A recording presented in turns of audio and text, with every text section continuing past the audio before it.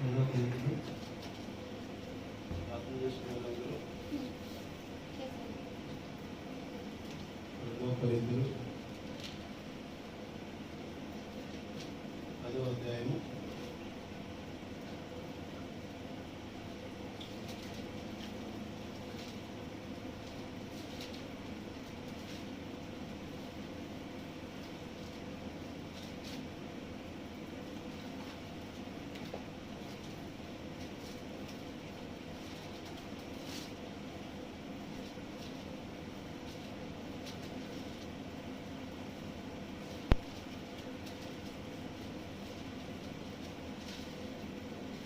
10వ అధ్యాయం 2 కొరింథీయులు 10వ అధ్యాయం 3వ వచనం నుంచి 6వ వచనం. మేము శరీరధారులమై నడుచుకొనుచున్నాము. శరీరం ప్రకారము యుద్ధము చేయము. శరీర ప్రకారం నడుచుకుంటున్నాం.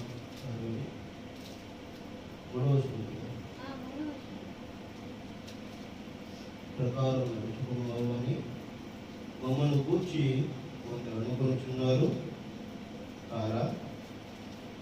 అటు వారి అడగ చదవండి.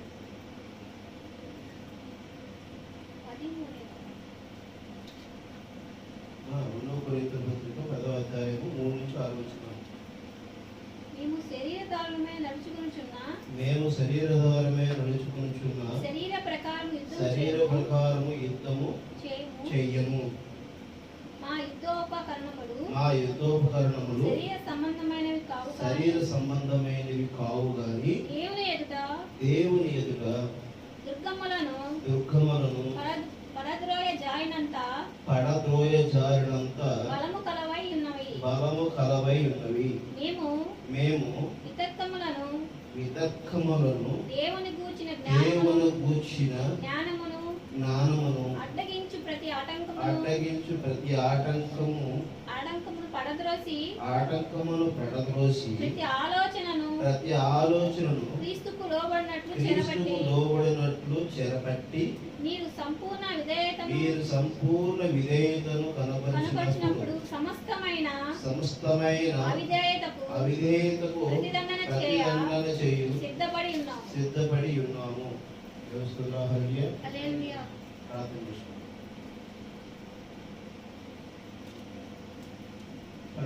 తండ్రి, పరిశుద్ధమైన తండ్రి, ప్రభా నీకు వందనాలు చెల్లించుకుంటున్నాం. మా తండ్రి, చదవబడిన లేఖనము ప్రభా, ఆ యొక్క మూల విత్తనము, మూల భావము ప్రభా, మీరు ఏ విధమైనటువంటి విషయాన్ని ప్రభా ప్రకటించుటకు ఉద్దేశించి ఉన్నారో అటు మాటలను ప్రభా, అటు విషయాలను ప్రభా మేము ప్రభా గుర్తు చేసుకున్నప్పుడు మాకు జ్ఞాపకం చేయండి తండ్రి. ఎందుకంటే ప్రభా సమస్తము ఏర్పరచగలము మీపే ప్రభా, మీలో ప్రభా మేము నిలిచి ఉన్నవారు అని ఈ లేఖనం ద్వారా చెప్పినట్టు ప్రభా, ఈ విషయాలన్నీ ప్రభా మేము మర్చిపోయినప్పటికీ మీరు మరవని దేవుడే ఉన్నారన్నా. సర్వ సృష్టికర్త అయిన దేవా తండ్రి, మేము మర్చిన విషయాలను ప్రభా మాకు ఒకసారి గుర్తు చేసి మరి ప్రభా అటు వాక్యానికి తగిన విధంగా మేము జీవించడానికి సహాయం చేసి దీవించాలని కోరుకుంటున్నాం. మా తండ్రి, సమస్తలను మీ చేతిలో అప్పగించుకుంటాం తండ్రి. ఇదిగోననే ఈ సమస్త ఆవరణం అంతా కూడా ప్రభా మీ ఆత్మ చేత నింపబడి ప్రభా మమ్మల్ని ప్రభా సంఘమును, సంఘ విశ్వాసులను ప్రభా ఈ శక్తి ద్వారా వింటున్నటువంటి ప్రతి బిడ్డను కూడా మీ ఆజ్ఞలో తీసుకోవడం తండ్రి. వాక్యమును గ్రహించాలని ఆసక్తి కలిగిన ప్రతి బిడ్డని ప్రభా మీ మనసుతో హత్తుకుని ప్రభా మీ యొక్క వాక్యమును సంపూర్ణంగా వెల్లడి చేయగలుగుతారని కోరుకుంటున్నాము. సమస్తమును మీ చేతులు అప్పగించినగా మమ్మల్ని తగ్గించుకుంటూ ఘనత మహిమ మీరే పొందుకోమని ప్రభువైన యేసుక్రీస్తు నామములో అడిగి వేడుకుంటున్నాము. ఆమేన్.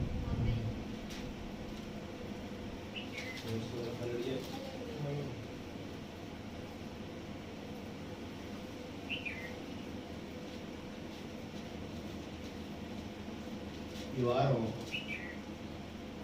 బైబిల్ చదివాము. గడిచిన ఆదివారం నుంచి ఇప్పటి వరకు బైబిల్ చదివాము అని వారు ఎవరు చేస్తారు?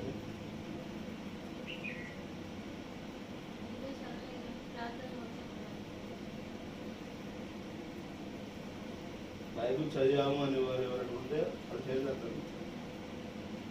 మేము ప్రతిరోజు బైబిల్ చదివాము అని వారు తెలుస్తుందా? హల్లెలూయా.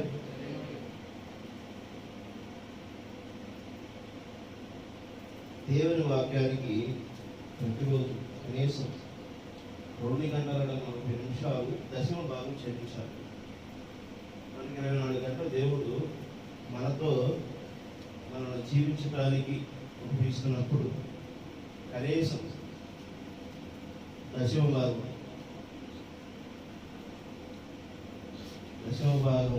2 గంటల 40 నిమిషాలు ఆయనతో మనం ఏకీభవించడం కోసం, ఆయనతో మన యొక్క భావాలను మాటలను చెప్పడం కోసం ప్రయత్నం చేయాల్సి ఉందా లేదా? హల్లెలూయా. ప్రార్థన కలిగి ఉండాలి. మరి అదేవిధంగా వాక్యం చదవాలి, వర్తమానాలు చదవాలి. మరి ఇవన్నీ మనం కలిగి ఉంటేనే కదా దేవుడు ఏం మాట్లాడుతున్నాడు, ఏం జరుగుతున్నాడు అని తెలిసేది. తెలుస్తుందా? హల్లెలూయా. అర్థమవుతుందా? అన్నం తింటే శక్తి వస్తుంది. ఇది దేనికి శక్తి వచ్చింది? శరీరాన్ని. 3వ వచనం చెప్తుంది. ఏం జరుగుతుంది చెప్పండి? మేము శరీరధారులమై నడుచు కొనుచున్నము, శరీర ప్రకారము యుద్ధము చెయ్యము. హల్లెలూయా.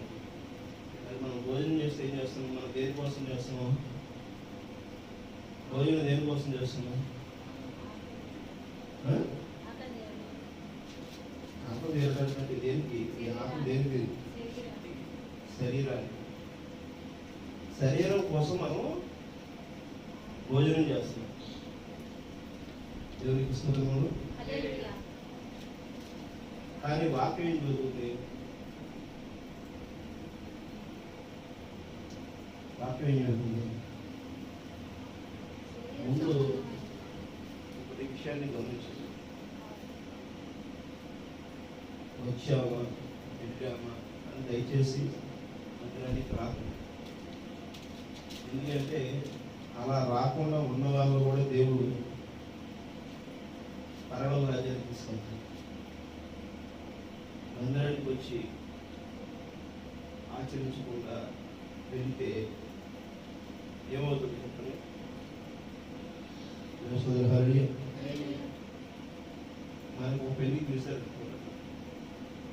మంచి దగ్గర బంధువు స్నేహితులు పనిచేస్తులు మనం ప్రేమించి గౌరవించి మర్యాదగా మీరు మా యొక్క కుటుంబంలో వివాహానికి రండి అని ఎంతో ప్రేమను పిలిచారు. ఏం చేస్తారు మీరు? వెళ్తారా? వెళ్తారా? వెళ్తారా? వెళ్తారా? ఏం చూద్దామని అనుకుంటున్నావా? జీవితం అంతా చూస్తా కూర్చో. జీవితం అంతా అయిపోయిన తర్వాత అయ్యో అయ్యో అనుకుంటే ప్రయత్నం. అర్థమవుతుందా? మాట వచ్చినప్పుడు దానికి వెంటనే రియాక్ట్ కాదు. వెళ్తామా వెళ్ళవా? హల్లెలూయా. వెళ్ళినప్పుడు అక్కడ వారు మర్యాదపూర్వకంగా భోజనం పెడుతూ ఉంటారు. రకరకాల కూరలు, ఆహార పదార్థాలు రుచికరమైనవి చూసి పెడతారు. పెడతారా? మనం ఏం చేస్తాం?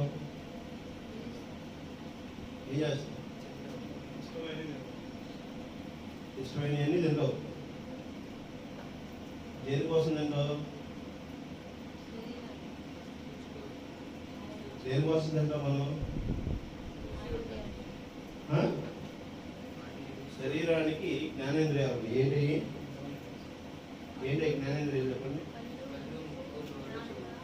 కళ్ళు, ముక్కు, నాలుక,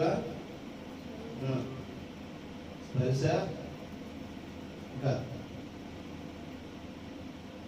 చెవులు, దురుట. అవునా? ఇవి మన జ్ఞానేంద్రియాలు. ఈ జ్ఞానేంద్రియాలు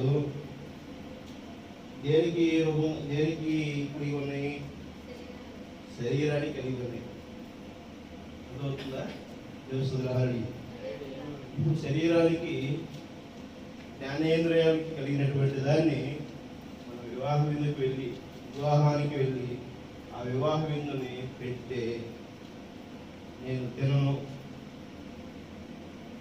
అక్కడ మంచి మీకు ఇష్టమైన కూర, మంచి స్మెల్ వెదజల్లుతుంది. రెండే పిలుస్తున్నారు, చెవులు కనపడుతుంది. అది వేళ చూస్తుంటే బాబా ఏముందరా అనిపిస్తుంది. నేను తాగుతానువా ఉన్నాయి కదా, తింటాగా దేశద్రహాన్ని తినకుండా వస్తే నీ కొరకు మంచి విందును ఏర్పాటు చేసినటువంటి నీకు ఆహ్వానం ఇచ్చిన వ్యక్తి బాధపడతాడా? బాధపడతాడా?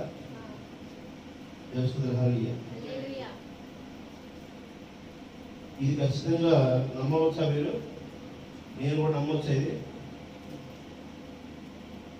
మందిరానికి వచ్చినప్పుడు మందిరంలో చెప్పబడే మాటలు,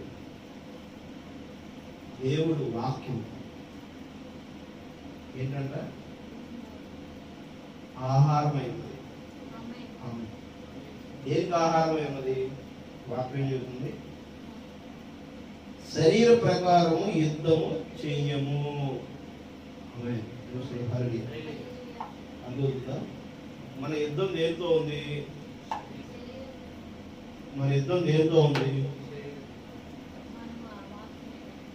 శరీరంతో ఉంది.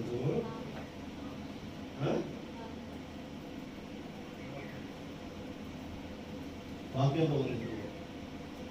వాక్యంతో యుద్ధం చేస్తావా? ఆహారం యుద్ధంతో ఉందా? మన యుద్ధం దేంతో ఉంది?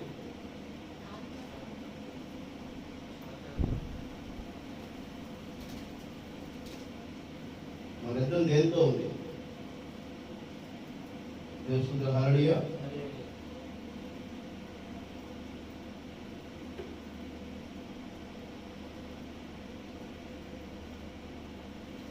దేంతో ఉంది యుద్ధము? ఎందుకు వెళ్ళాము? అటు పెట్టేటువంటి రుచికరమైనటువంటివి, మంచి సువాస భరితమైనటువంటివి, చాలా నాణ్యతమైన శ్రేష్టమైనటువంటివి మనం భోజనం చేయడానికి ఆహ్వానం పలికినప్పుడు దాన్ని తిరస్కరించకుండా వస్తున్నాం, వాటిని తినే వస్తున్నాం. చర్చికి వచ్చినప్పుడు మనం ఏ ఆహారం తినడం కోసం రావాలి? చర్చికి, మందిరానికి ఏ ఆహారం తినడానికి రావాలి?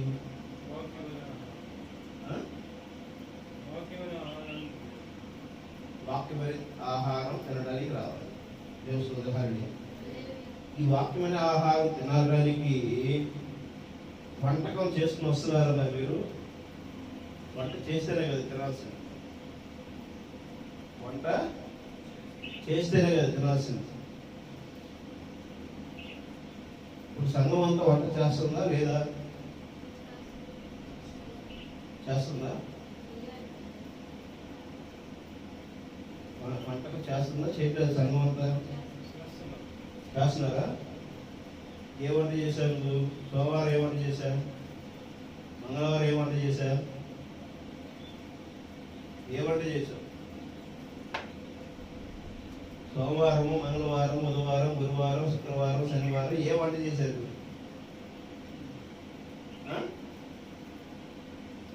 ఏ వంట చేశారు?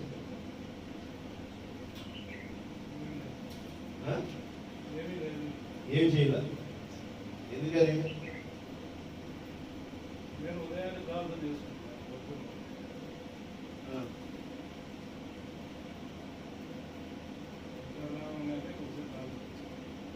ప్రార్థన దేవుడితో ఒక వారధి, దేవుడికి మనకి ఒక వారధి. దేవస్థానం మీరు సంఘము వృద్ధి చెందాలనుకుంటున్నారా లేదా? మొదటి ప్రశ్న, సంఘం వృద్ధి చెందాలనుకుంటున్నారా లేదా? చెందాలా? చెందాలంటే సంఘ ప్రయోజనం కోసం, సంఘంలో విశ్వాసం పెరగడం కోసం ఏం చేయాలి?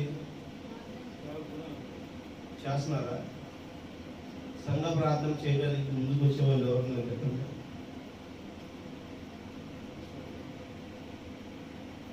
వస్తున్నావా? వస్తున్నావా?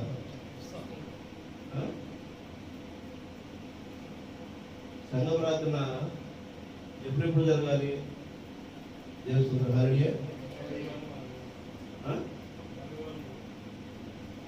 ఎప్పుడెప్పుడు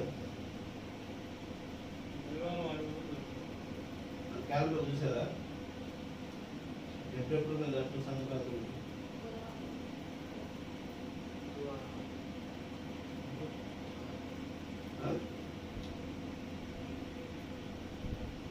క్యాలెండర్ చూసారా?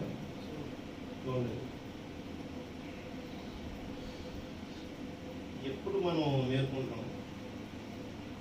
దేవుడు వచ్చి వెళ్ళిపోయిన తర్వాత మనం మేల్కొంటాం.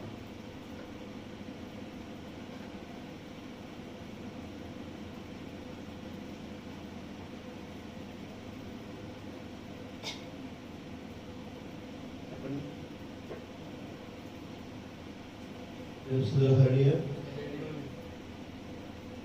మీ దగ్గర ప్రశ్నలు వేస్తే సమాధానాలు ఉండవు. నేను వస్తాను ఒక లెక్చరర్ లాగా వచ్చి పాఠాలు రాసుకుంటా చెప్పుకుంటా పోవాలి, అంతే కదా? ఇది నేను చేతి తీసుకోవాలి, ఇదేనా?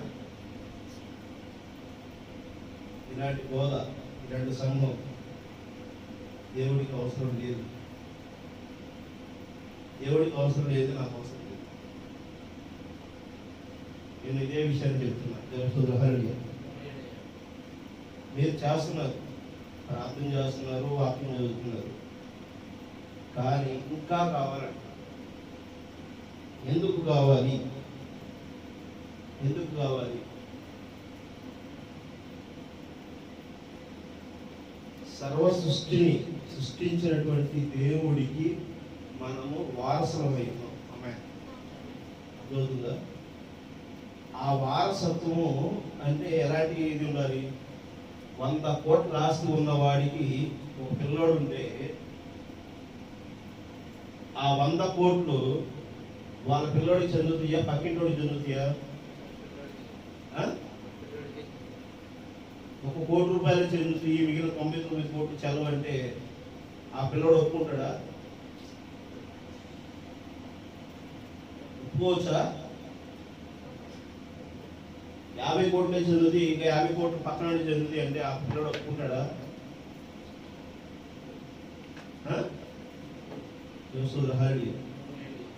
ఈ సర్వ సృష్టి దేవుని రాజ్యమై ఉన్నది. ఆమె ఈ సర్వ సృష్టికి నువ్వేంటి? ఏంటి?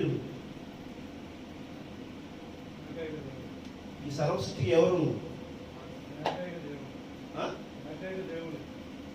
దేవుడు. సర్వ సృష్టికి నువ్వేమవుతావు అంటున్నాను. సర్వ సృష్టిని సృష్టించిన వాడు దేవుడు. ఆ దేవుడికి నువ్వేమవుతావు? ఆరాధించు. వాటి కన్ఫ్యూషన్.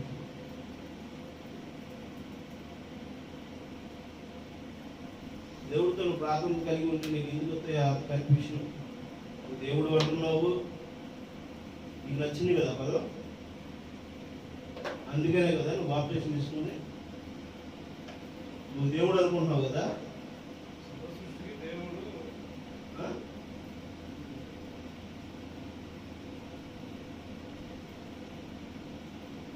దేవుని స్థానాన్ని కోరుకున్నటువంటి సాతాన్ని పాతాళ లోకాన్ని తొక్కేసేది. అర్థమవుతుందా?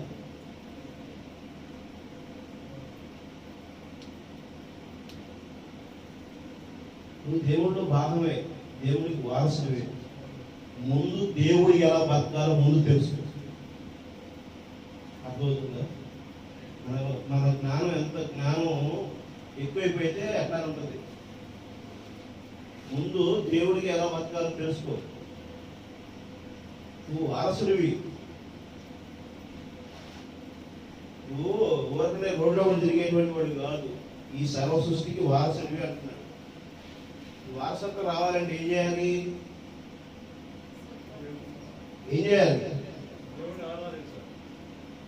నేను చంపేస్తున్నాడా? తప్పు చేస్తే ఎన్ని రకాల లోకములు ఎన్ని జరుగుతున్నవి, వాటినన్నింటిని ఎందుకు దేవుడికి క్షమిస్తున్నాడు? అర్థమవుతుందా? యేసు క్రీస్తు నిన్నానేడు నిరంతరం ఏకైక ఒక దేవుడు. అర్థమవుతుందా? ఆరాధించబడే వ్యక్తి కాదు ఆయన. అర్థమవుతుందా? నన్ను ఆరాధించండి, నన్ను పూజించండి, నన్నే సేవించండి, నాకే హారతులు పట్టండి, నాకే రెడ్ కార్పెట్ వేయండి, నాకే గ్రీన్ కార్పెట్ వేయండి అని అడిగేటువంటి వాడు కాదు. ఆయన ఆత్మానుసారుడే ఉన్నాడు. ఆమె అర్థమవుతుందా? హీనమైన వస్తువులు ఇంకా ఉండకూడదు కూడా. గుర్తుపెట్టుకోండి. దేవుని శరీరకారమైనటువంటి ఆలోచనలు ఏంటంటే అది ఏం చేస్తున్నాడు ఆయన? శరీర ప్రకారం యుద్ధము చేయను. శరీర ప్రకారం ఆయన యుద్ధం చేసేవాడైతే కలవలసినోడు ఆయన అప్పగింపబడ్డాడు. దేవుని అర్థమవుతుందా? ఆయన ఆత్మానుసారమైన యుద్ధం చేయడానికి వచ్చాడు. దేవుని హల్లెలూయా. నువ్వు చూచేదాన్ని, నువ్వు రుచి చూచేదాన్ని, నువ్వు వాసన చూచేదాన్ని, స్పర్శ కలిగిన దాన్ని, చెవి కలిగిన దానిని ఎప్పుడైతే నువ్వు వాటిని ప్రక్కకి నెట్టివేస్తావో, వాటిని పెడదోస్తావో, వాటిని అణిచివేస్తావో, అప్పుడు నువ్వు ఆత్మానుసారమైనటువంటి జీవితంలోకి అడుగులు వేయగలుగుతావు. అర్థమవుతుందా? నీ శరీర సంబంధమైనటువంటి ఆలోచనలు, నీ శరీరముతో నువ్వు ఎప్పుడైతే ఆలోచన కలిగి ఉన్నావో నీకు మరణము తప్పదు. ఎప్పుడైతే నిన్ను నువ్వు కనపరుచుకోవాలనుకుంటున్నావో అప్పుడు నీకు మరణము రుజువుపరచబడుతుంది. తెలుస్తుంది. అర్థమవుతుందా? మనం ఒక వ్యక్తి దగ్గర గొప్ప వాళ్ళమే, మంచి వాళ్ళమే, బుద్ధిమంతులమే, జ్ఞానవంతులమే, నీతిమంతులము, యథార్థవంతులము అని చెప్పి ఎప్పుడైతే మనం ప్రదర్శించడానికి ఆశపడుతున్నామో, ఎప్పుడైతే మనం ప్రదర్శించడానికి చూపించబడుతున్నామో అప్పుడే నీవు మరణానికి ఏమవుతున్నావు? నిర్ధారణ కాబోతున్నావు. అర్థమవుతుందా? మనము వ్యర్థమైన వారమే. మన శరీరము తాత్కాలికమైనది. మన శరీరము నశించిపోయినా మన యొక్క దేవుని కృప, ప్రేమ ఎప్పుడు శాశ్వతమైనది అనేటువంటి దాన్ని నువ్వు ప్రకటించగలిగితే, సువార్త చేయగలిగితే, అప్పుడు దేవుడు నిన్నేం చేస్తున్నాడు? తనలో ఐక్యపరుచుకుంటున్నాడు. ఆమె తనలో నుంచి వచ్చిన నీవు తనలోనికి వెళ్ళాలి. అర్థమవుతుందా? నేనే దేవుణ్ణి, ఇంకెందుకు నీ కొబ్బరికాయ కొట్టుకుంటావు ఏంటి? కొబ్బరికాయ కొట్టాలా? అర్థమవుతుందా? నేనే దేవుణ్ణి అని ప్రవేశ యేసుక్రీస్తు చెప్పలా. రుజువు కాబడినటువంటి శరీరం అది. ఆ శరీరంలో కనబరచబడినటువంటి ఆయనే చెప్పలేదు. దేవుని హల్లెలూయా. అర్థమవుతుందా? దేవుని రాజ్యములో మనం ఉన్నామని అంటాడు. ఆమె దేవుని యొక్క రాజ్యము ఇప్పుడే వచ్చి ఉన్నది అంటాడు. నన్ను చూస్తే ఆయన చూసినట్టు కాదా అంటున్నాడు. అందుకని ప్రభువైన యేసుక్రీస్తుని ఆరాధించమని చెప్పాడు. ఎక్కడన్నా ఆయన ఏం చేశాడు? ఆ తండ్రి చెప్పాడు కాబట్టి నేను ఈ పని చేస్తున్నాను అన్నాడు. ఆ తండ్రిని వెంబడించండి అన్నాడు. అందరూ ఏమనుకుంటున్నారు? తండ్రి ఒక ఆయన ఉన్నాడు, కుమారుడు ఒక ఆయన ఉన్నాడు, పరిశుద్ధాత్మ ఇంకొకరు ఉన్నారు అని ఇది త్రిత్వం అంటారు. అర్థమవుతుందా? ముగ్గురు కలిగిన దేవుళ్ళు ఒకటే దేవుడు అంటారు. తెలుస్తుంది. పాత నిబంధనలో ఉన్న యేసు క్రీస్తే కొత్త నిబంధనలో శరీరధారుడిగా మన మధ్యకి వచ్చాడు. ఆమేన్. శరీరధారుడుగా వచ్చినటువంటి ఆయన నిన్న నేడు నిరంతరం ఏకరీతిలో ఉన్నటువంటి ప్రభువైన యేసు క్రీస్తు ఆత్మానుసారముగా నీ మధ్యకి నా మధ్యకి వస్తున్నాడు. ఆమేన్. ఆ ఆత్మ కనపడటం కోసము రుజువుపరిచిన దేవుడు 3వ రోజు లేచి చూపించాడు. ఆమేన్. అర్థమవుతుందా? దేవునికి మహిమ కలుగును గాక. ఇక్కడ వెతుకుతున్నారా? మీకంటే ముందుగానే వెళ్ళి ఉన్నాడు. ఆ కొండ దగ్గర వెతుకున్నాడు. ఆ కొండ మీద మాట్లాడినాడు. అవునా కదా? గత వారం మనం మాట్లాడుకున్నాం కదా, సూర్యోదయం దగ్గరికి. మీరు ఇప్పుడు దేనిని సూర్యోదయం కలిగి ఉన్నారా ఉండాలి? దేనికోసం మనం ఆశ కలిగి ఉండాలి? ఎందుకు చెబుతున్నాం వాక్యము? చెప్తున్నాం మాటలు మీరు నమ్మని చెప్పలేదు. అర్థమవుతుందా? ఈ ఏయో మంత్రాలు తంత్రాలు ఈ చెప్పే కాదు. నిన్ను నేను వశం చేసుకోవడానికి చెప్పట్లా. నిజదేవుని చూడండి అంటున్నా. నిజదేవుని చూడాలనే ఆసక్తి నీకుంటే ఆ ప్రార్థన కలిగి ఆ రుజువు కోసము మీరు ఆశ కలిగి ప్రార్థనలో ఉండాలి. తెలుస్తుందా? హల్లెలూయా. అర్థమవుతుందా? ఆదివారం అంటే ఏదో వచ్చావా పోయావా అనేటువంటిది కాదు. ఈరోజు కాలం అని చెప్తున్నాను. హల్లెలూయా. అందుకనే పేతురు అంటున్నాడు, ఈ గ్రంథంలో రాయబడినటువంటి విషయాలు యోహాను గారు అంటున్నారు. యోహాను గారు గ్రంథంలో చెప్తున్నాడు, ఈ గ్రంథంలో రాయబడినటువంటి ఒక్క అక్షరము తీసివేసిన, ఒక అక్షరము జత చేసిన ఇందులో ఉన్న శాపాలన్నీ కూడా మీకు వస్తాయి అంటారు. ఆమె అర్థమవుతుందా? ఈ కాల ప్రవక్త ఖచ్చితంగా చెబుతున్నాడు, నీకు ఇష్టమైతే చెయ్యి, లేకపోతే చేయవద్దు, నష్టం లేదు. అర్థమవుతుందా? నేను చెప్తున్నా కానీ పాటించాల్సిన ఎవరు? నేనా మీరా? పాటించలేనప్పుడు మీరు ఇక్కడ వాక్య ఆహారమును ప్రేమ విందును మీరు తింటున్నట్ట. తినండి అని చెప్పేసి ఎంతో ప్రేమతో మీకు జీవం ఇచ్చి, ఒక శరీరంలో ఆత్మనిచ్చి మిమ్మల్ని పరిశుద్ధమైనటువంటి ఆ 1000 ఏళ్ల పాలన తీసుకెళ్ళటం కోసం ప్రేమించే దేవుడు ఈ ఆహారం తినండి తినండి, రుచికరమైన ఆహారం అని చెప్తుంటే మీరు తిరస్కరిస్తున్నారా, తింటున్నారా? అర్థమవుతుందా? తెలుసుకున్నా? హల్లెలూయా. ఈ ఆహారం మీరు తినకపోతే మీరు ఎవరిని అవమానిస్తున్నారు? మిమ్మల్ని పిలిచిన వాళ్ళు అవమానిస్తే బాధపడతాడేమో అని చెప్పి తింటున్నారే. మీకు ఇష్టమైన ఆహారం మీరు తింటున్నారే. ఒక విందుకు వెళ్ళినప్పుడు తినబోతే అతను ఏమని అనుకుంటాడని. నిజంగా నీ దేవుడు, నీలో జీవనిచ్చిన దేవుడు, నీలో ఐక్యమైన దేవుడు, నీవు ఆయన ఒకటే అని చెప్పి నువ్వు నమ్మి బైబిల్ పట్టుకుని మందిరానికి వచ్చేటువంటి వాడిగా ఉన్నప్పుడు అది నువ్వు తినకపోతే, ఆహారం తిని నువ్వు జీర్ణించుకోలేకపోతే, ఆత్మానుసారమైన భోజనం చేయకపోతే నువ్వు నిజంగానే వారసత్వానికి కలిగి ఉన్నవా?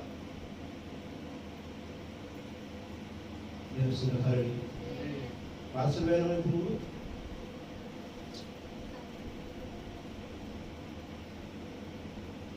వారసత్వం ఎలా పొందుకోవాలి?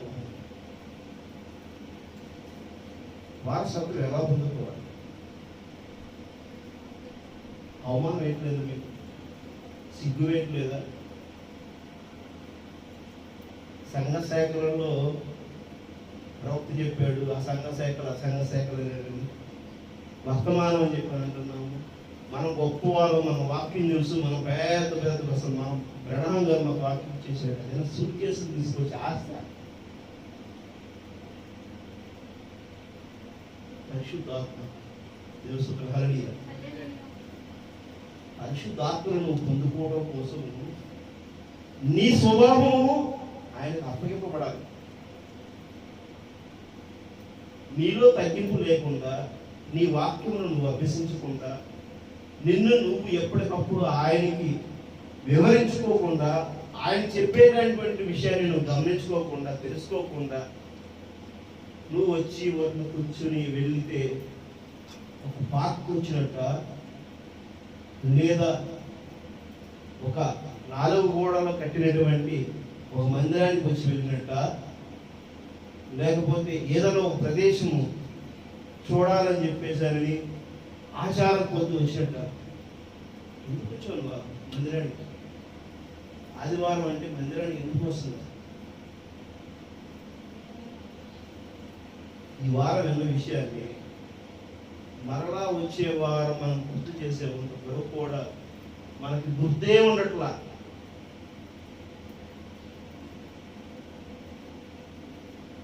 తిన్నాము, బాత్రూమ్కి వెళ్ళాము, అయిపోయింది, అంతేగా.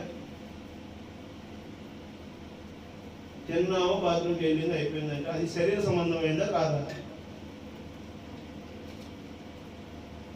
నీలో వెలిగేది పరిశుద్ధాత్మ వెలిగేది.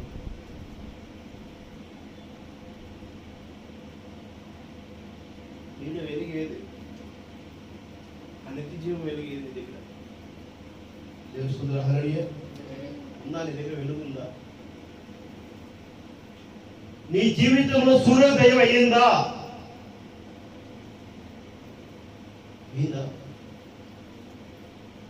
ఇప్పుడు నువ్వు వారసుడు వేరా? వారసుడు వేరా? ఆ వారసత్వాన్ని తీసుకోవాలంటే ఎలాగా ఉండాలి? హల్లెలూయా. సామెతల గ్రంథం 14:12 బైబిల్ అంటే ఏందో ఒక పుస్తకము, ఆ పుస్తకం చదువుకోవడానికి పనికొచ్చేటువంటి ఒక ఏదో ఒకటి, దాన్ని పట్టుకొని ప్రతి ఆదివారం చర్చికి వెళ్తున్నాం. కాకపోతే అసలు కనీసము చదవటం లేదు. మా బయటికి వెళ్ళి సంఘంలో ఎక్కడన్నా చూడండి, బైబిల్ చదవడం రాని వారు, చదివే తెలియని వారు బైబిల్ పట్టుకుని వస్తారు. నువ్వు ఎందుకని బైబిల్ పట్టుకోవచ్చురా? బైబిల్ ఎందుకని పట్టుకోవు? లేదా ఎన్ని బైబిల్ లేవు ఇంట్లో? అసలు బైబిల్ కావాలనే మనసు నీ దగ్గర ఉండేది కదా, ఎత్తుకునేది అవసరం లేదు.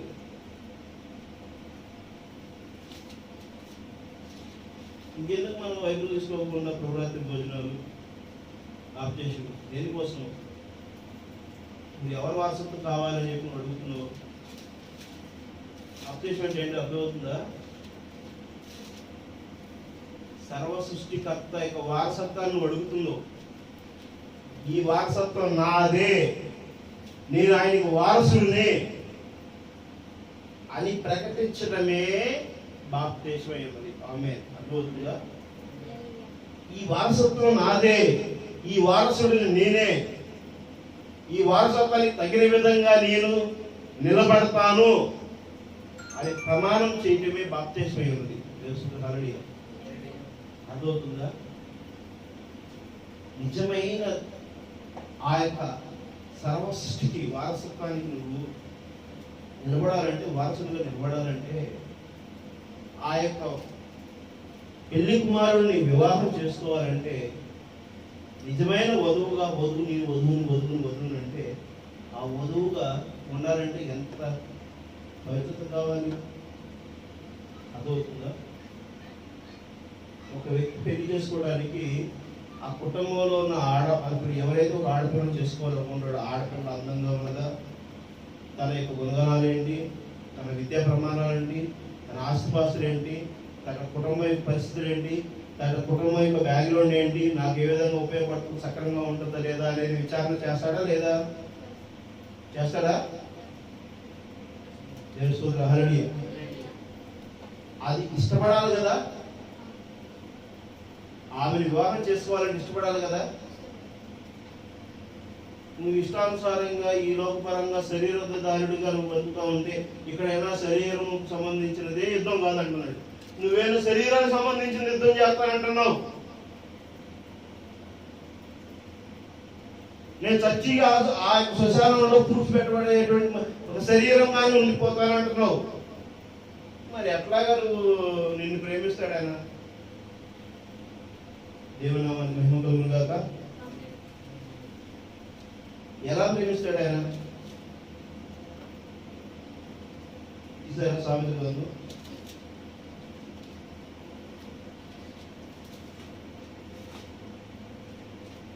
14వ అధ్యాయము 22వ వచనం.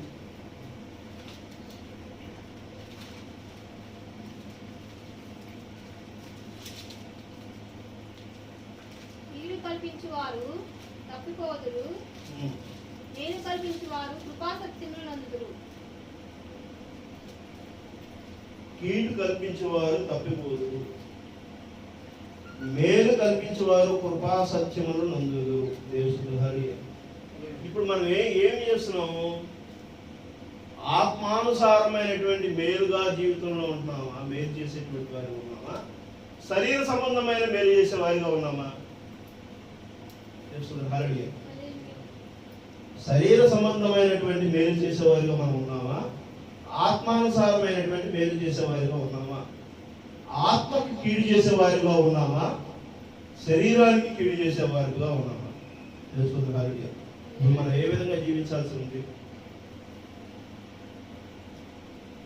చెప్పండి.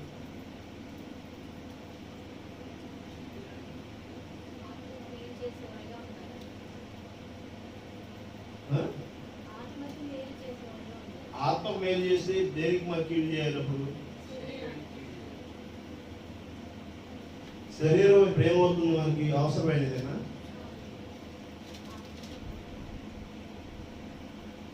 మనం దేని మీద ఆశ కలిగి ఉన్నాం చెప్పండి అండి. అర్థమవుతుందా? శరీరం ఎంత తాత్కాలికమైనదో, తాత్కాలికమైనదేనా? చచ్చిపోతావు మరి నువ్వు?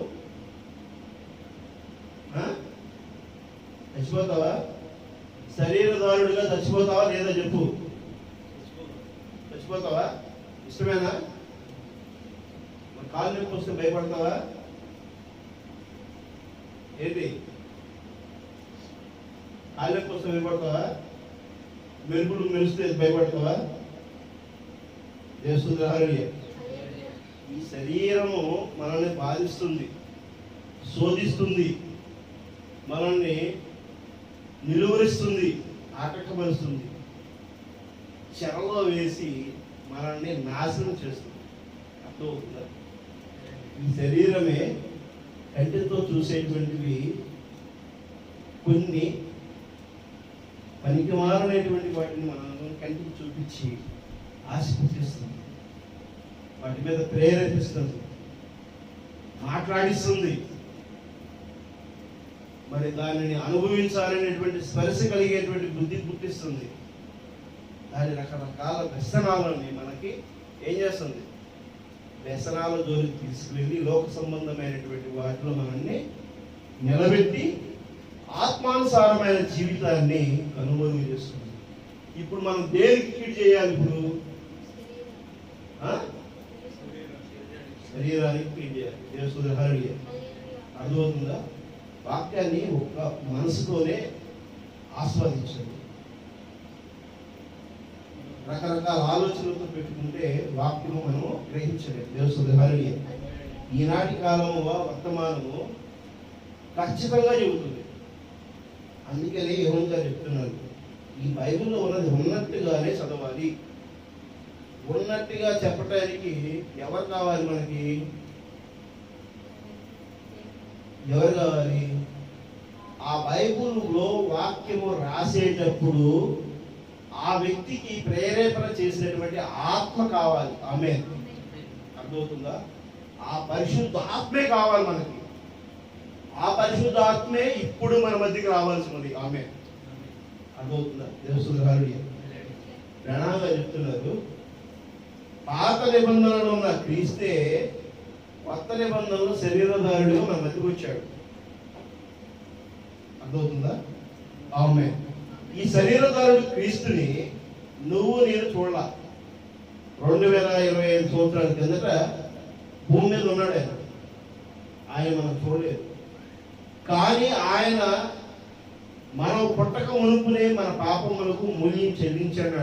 దేవుడు ఆ మూల్యం చెల్లించాడంటే మనం ఈరోజు నిజమైన వాక్యం వైపు పయనిస్తూ ఈ లోక సంబంధమైనటువంటి వాటిలో మనము ప్రణదోయబడకుండా వాటినన్నిటినీ మనము అనగదొక్కి ఎప్పుడైతే ఆత్మానుసారమైన జీవితాన్ని మనం కలిగి ఉంటున్నామో అప్పుడు దేవుని పరిశుద్ధాత్మ మన మీదకి ఆవరిస్తూ మనకు శరీరదారుత్వంగా చేసినటువంటి తెలుసో తెలియక చేసినటువంటి పాపమును మూల్యం చెల్లించే దేవుడే ఆమె.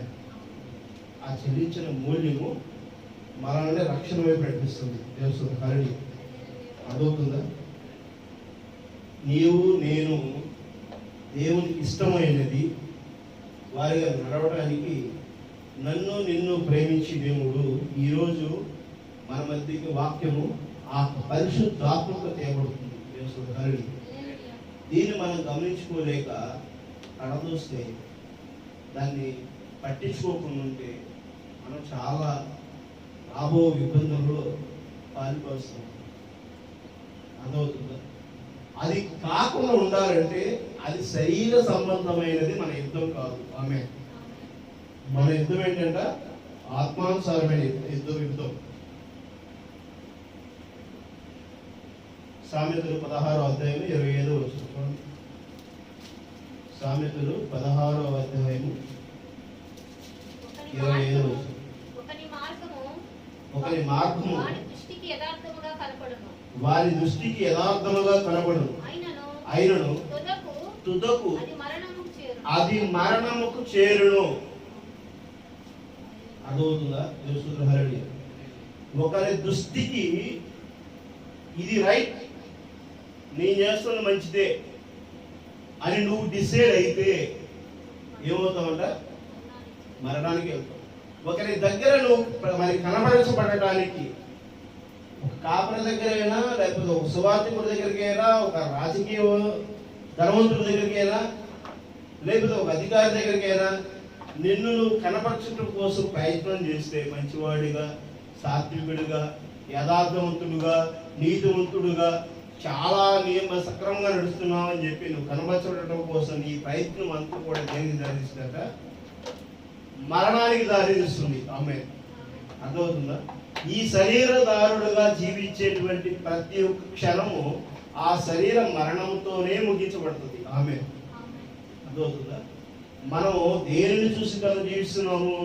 యథార్థవంతమైనటువంటి నీతివంతుడైనటువంటి మరి నిన్న నేడు నిరంతరం ఏకరైతులో ఉన్నటువంటి ఆ దేవుడైనటువంటి యేసు క్రీస్తుని మనం చూసి ఆయన మాదిరిగా మనం జీవించడం కోసము ఆయన మార్గంలో మనం వెళుతూ మనము కాదు కానీ ఆయన క్రియలు ఈ విధముగా ఉంటేవి, ఆయన యొక్క గుణగణాలు ఈ విధంగా ఉంటేవి, ఆయన యొక్క చూపు ఈ విధంగా ఉంటుంది, ఆయన ప్రేమ ఈ విధంగా ఉంటుందని నీవు నేను ప్రకటించే విధమైన జీవితాన్ని ఆ సువార్తని ఎప్పుడైతే కలిగి ఉంటామో అప్పుడు దేవునికి వారసులుగా నిలిచి ఉంటాం. ఆమె అదవుతుందా? మోసము, ఆలోచన తీరులోను, కన్నింగ్ మైండ్తోనూ మనం ఏదో ఒకటి అనుకుంటూ మన ఇష్టానుసారంగా జీవిస్తే అది ఏనాటికైనా వ్యర్థమే. అదవుతుందా? మనం చేసే ప్రతి పని కూడా మన స్థాయి స్థితిని బట్టి మనం చేయాలి. మన దగ్గర లేని దాన్ని మనం ఉన్నదని చెప్పి మనం ఊహించుకుంటూ మనం ప్రేరేపించే విధంగా మనం జీవించాలని చెప్పి అనుకుంటే ఎప్పుడు నువ్వు కనపరచబడుతున్నావు అక్కడ. అర్థమవుతుందా? నీకు లేదు స్థితి, నీకు లేనప్పుడు దేవుడు ఇవ్వనప్పుడు దానిని కంటే ఎక్కువగా నువ్వు ఊహించుకున్నావంటే అప్పుడు నువ్వేమవుతున్నావు?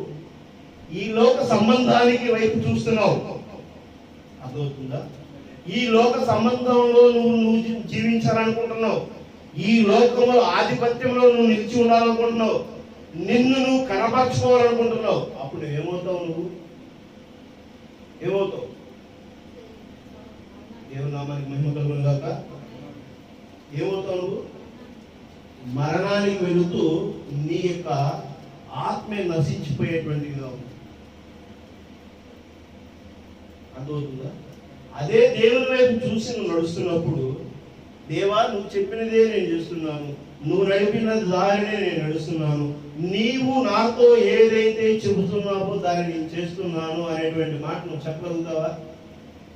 నువ్వేనా నేనైనా ప్రార్థనలో ఉన్నాను, ప్రార్థనలో ఉంటే ఆయన చెప్తాడు ఏం చేయాలి నేను. ఆయన చెప్పిన దాన్ని మనం చేస్తున్నప్పుడు, ప్రభువా నీ చిత్త ప్రకారమే నేను నడుస్తున్నాను, నాలో ఏదైనా తప్పు ఉంటే నన్ను క్షమించిన ఆయన, నీ యొక్క ఆలోచన ఏదైతే ఉన్నదో అదే నెరవేర్చిన ఆయన, ఈ గిన్నె బోర్లించు అని ప్రార్థన చేసిన వారు ఎవరైనా నిన్ను నన్ను రక్షించినటువంటి ప్రభువైన యేసుక్రీస్తు. ఆమేన్. అర్థమవుతుందా? నీ చిత్త ప్రకారమే నేను నడుచుకుంటున్నాను. మత్తయి సువార్త నీ చిత్త ప్రకారమే నేను నడుచుకుంటున్నాను. ఈ జీవితము ఇక ముగించబడితే నీ చిత్తం ప్రభువా ఈ గిన్నె బోధించు అని చెప్పేసాడని ప్రార్థన చేసి చింతాకాంతుడే ప్రార్థన చేశాడు. అది యేసుక్రీస్తు. అర్థమవుతుందా? ఆయన్ని నువ్వు పూజిస్తున్నావా? ఆయన్ని ఆరాధిస్తున్నావా? ఆయనకి కొబ్బరికాయలు కొడుతున్నావా? ఆయనకి దీపారాధన చేస్తున్నావా? చేయట్లా. ఎందుకని? యేసు రక్షకుడై ఉన్నాడు. క్రీస్తు మన యొక్క సర్వ సృష్టికే పునాది వేసినటువంటి దేవుడే ఉన్నాడు. ఆమె ఆది యందు అంతముందు నిలిచి ఉన్న దేవుడే ఉన్నాడు. దేవుని నామానికి మహిమ కలుగును గాక. అదేంటంటే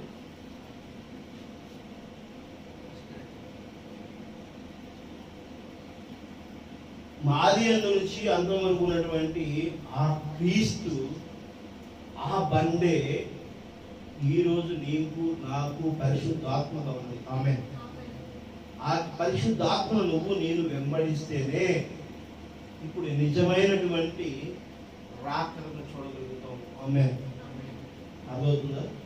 రెండో రాకడను నువ్వు చూడాలంటే, రెండో రాకడలో నువ్వు ఉండాలంటే, నువ్వు ఆ పరలోక రాజ్యానికి కొనిపోబడాలంటే, రెండో రాకడ ప్రభువైన యేసు క్రీస్తు వచ్చిన క్షణములోనే 1,44,000 మంది ఇజ్రాయేల్ దేశంలో వారిని కొనిపోబడుతూనే మిగిలిన వారిని అందరినీ కూడా తీసుకెళ్తారు. ఆమె అర్థమవుతుందా? ప్రపంచం నలుమూలలో ఉన్నటువంటి దేవుని వధువుని అప్పుడే తీసుకెళ్తారు. దేవుడు కనబడేది ఎక్కడ? పదే చెప్పుకుంటాం. ఎక్కడ కనబడతాడు? ఇజ్రాయెల్లో కనబడతాడు. ఆమె ఇజ్రాయెల్లో దేవుడు కనబడినప్పుడు క్షణమాలస్యం ఉండదు అంటాడు. ఆమె అర్థమవుతుందా? ఆయన కనబడినటువంటి క్షణం ఆలస్యం ఉండదు, వెంటనే ఆయన కొనిపోబడతాడు. దేవుని నామానికి మహిమ కలుగును గాక. ఆ క్షణములోనే నువ్వు నేను వెళ్ళటం కోసము దేవుడు నిన్ను నన్ను 2000 సంవత్సరాల నుంచి హెచ్చరిస్తున్నాడు. ఆమె అర్థమవుతుందా? నిన్ను నన్ను దేవుడు ప్రేమించి ఆశీర్వదించడానికి. ఇది తెలుసా? ఇజ్రాయెల్ దేశంలో 3వ మందిరం కట్టడానికి ప్రణాళిక తెలుసా? తెలుసా మీకు? 3వ మందిరం కట్టడానికి ప్రయత్నం చేస్తున్నారు కదా. కానీ 3వ మందిరము ఎలా ఉంటుంది, ఎక్కడ పులిపెట్టి ఉంటుంది, ఎక్కడ ప్రధాన నాయకుడు కూర్చుని ఉంటాడు, సంఘ పెద్దలు ఉంటారు, విశ్వాసం కూర్చునేది ఏంటి, ఎన్ని కమ్మీలు ఉండాలి, ఎన్ని దర్వాజాలు ఉండాలి, ఎన్ని కిటికీలు ఉండాలి, ఎన్ని పిల్లర్స్ ఉండాలి, దాని యొక్క వ్యూ ఏంటి. ఇప్పుడు మన గది ఇంకా ప్రాకారం ఎలా ఉంది కదా, దీన్ని ఒక master friend already video delete చేశారు. అర్థమవుతుందా? దేవస్థూరు హరి తెలుస్తున్నప్పుడు మీకు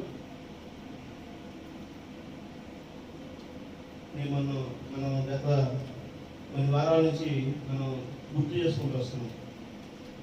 జనరల్గా వెళ్ళమంటే మనం ఎప్పుడు కూడా ఎక్కడికి వెళ్ళాం కదా. పొగ పెడితేనే ఎలుకలు కన్నంలో నుంచి బయటకు వస్తాయి. ఏదైనా ఒత్తిడి చేస్తేనే అప్పుడు మనం సరైన మార్గంలో వెళ్ళగలుగుతాం. అర్థమవుతుందా? నిజమేనా? ఏదైనా ఒక ట్రైనింగ్ తీసుకోవాలంటే శిక్షణ పొందాలి, ఆ శిక్షణ పొందడానికి మనకు ఒత్తిడి గురవుతాము. ఆ ఒత్తిడిలో శిక్షణలో సరైన శిక్షణ పొందుతాము. అప్పుడు మనం ఎగ్జామ్ రాయాలి. అవునా కదా? ఆ ఎగ్జామ్లో మనము ఎంత శాతం ఉత్తీర్ణత సాధిస్తాం అనే దాన్ని విజయానికి మెట్టే ఉంది. ఆమె అర్థమవుతుందా? ఈరోజు దేవుడు జాడ మీరు గమనించుకోండి. ఉక్రెయిన్ రష్యాకి యుద్ధం జరుగుతుంటే ఉక్రెయిన్ తీసుకెళ్ళి రష్యా వాయుక విమానాలని ధ్వంసం చేశారు. రష్యా కోపం వచ్చింది. రష్యా కోపం వచ్చి ఏం చేసింది? టప్ప టప్ప టప్ప టప్ప టప్ప యుద్ధం చేసేసింది, బాంబ్స్ చేసేసింది. ఈరోజు యుక్రెయిన్ 20% నష్టపోయింది. మన భారతదేశం మీదకి పాకిస్తాన్ వాళ్ళు వచ్చి 30 మందిని చంపేశారు. వెంటనే భారతదేశం ఏం చేసింది? పాకిస్తాన్ మీద యుద్ధం ప్రకటించింది. తన అని చెప్పేసారని కొన్ని రోజుల్లోనే ప్రణాళిక ఒకే ఒక నైట్లో వెళ్ళి ఇలా వచ్చేసింది. యుద్ధమానాలన్నీ పాకిస్తాన్ని చాలా వరకు నష్టపోయింది. 40% దాకా నష్టపోయింది. అర్థమవుతుంది? దేశంలో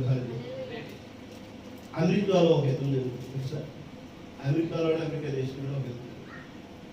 అమెరికా ప్రెసిడెంట్ ట్రంప్ ప్రెసిడెంట్ అయిన ట్రంప్ని గెలిపించిన ఎలన్ మస్క్ అనేవాడు అతను ప్రపంచంలోనే టెక్నాలజీకి ఒక ఐకాన్ అంటాడు. అర్థమవుతుందా? టెక్నాలజీ ఎవరిది?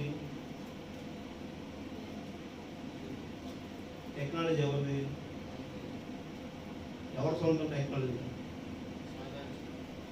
సాతాను సొంతం. అర్థమవుతుందా? తెలుస్తుంది కదా. ఎలన్ మస్క్ టెక్నాలజీకి ఒక ఐకాన్. ఆ ఎలన్ మస్క్ ట్రంప్కి ఇప్పుడు యుద్ధం జరుగుతుంది. ఇద్దరు కొట్టుకుంటున్నారు. ఎలన్ మస్క్ ఇప్పుడు కొత్త పార్టీని కూడా అనౌన్స్ చేశాడు. ఇప్పుడు దేవుడు మీరు గమనించుకోండి, దేవుడు ఎటు నుంచి ఎడుతున్నాడు? అర్థమవుతుందా? తెలుస్తున్నారు. అమెరికాలో జరుగుతున్నటువంటి ఎన్నిటికీ ట్రంప్, రష్యా అధ్యక్షుడు పుతిన్ ఇద్దరు జిగిరి దోస్తులు, చాలా మంచి దోస్తులు, చాలా ఫ్రెండ్స్. అర్థమవుతుందా? ప్రవక్త 7 ముద్ర గ్రంథమును బలిష్ఠుడైన వేరే పెదవులకు అందించిన తరువాత చూసిన తన దర్శనంలో వెనక్కి తిరిగి చూస్తే ఒక అనుభవం పేలింది చూశాడంట. మంటలో చూశాడు. చూస్తుంది హరణి. అది అమెరికానే అన్నాడు.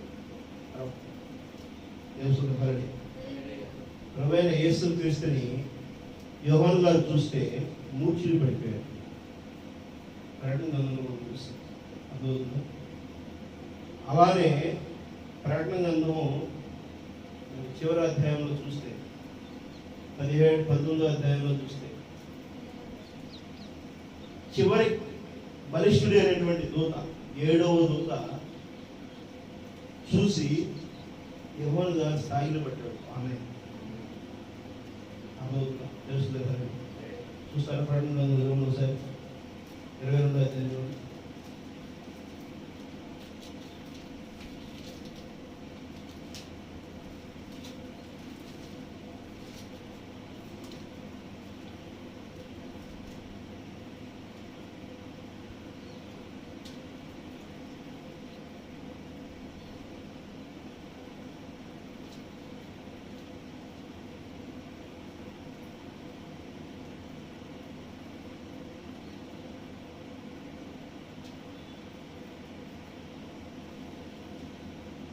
ప్రకటన 22వ అధ్యాయం 8వ వచనం. యెహోవాను నేను ఈ సంగతులను వినినవాడును చూచినవాడు. నేను చూశా. ఏంటంట? నేను విన్నాను, నేను చూశాను. ఎవరంటుంది ఈ మాట? యెహోవాను అను నేను ఈ సంగతులను ఏంటంట, ఈ సంగతులు ఏంటి? ఆ సంగతులు చూడండి. నేను విని చూచినప్పుడు వాటిని నాకు చూపుచున్న దూత పాదముల ఎదుట నమస్కారం చేయుటకు సాగిన పడగా. ఈ విషయాలన్నీ ఎవరు చెప్తున్నారు? ఎవరు చెప్తున్నారు ఈ విషయాలని? అర్థమవుతుందా? హరి. ఇప్పుడు బ్రహ్మాం గారిని ఈ యొక్క లేఖనము బ్రహ్మాం గారిదే అనేటువంటిది వధువు చెప్తుంది. వధువు అర్థమవుతుందా? ఈ కాలం నేటి వర్తమానం చేస్తుంది హరి.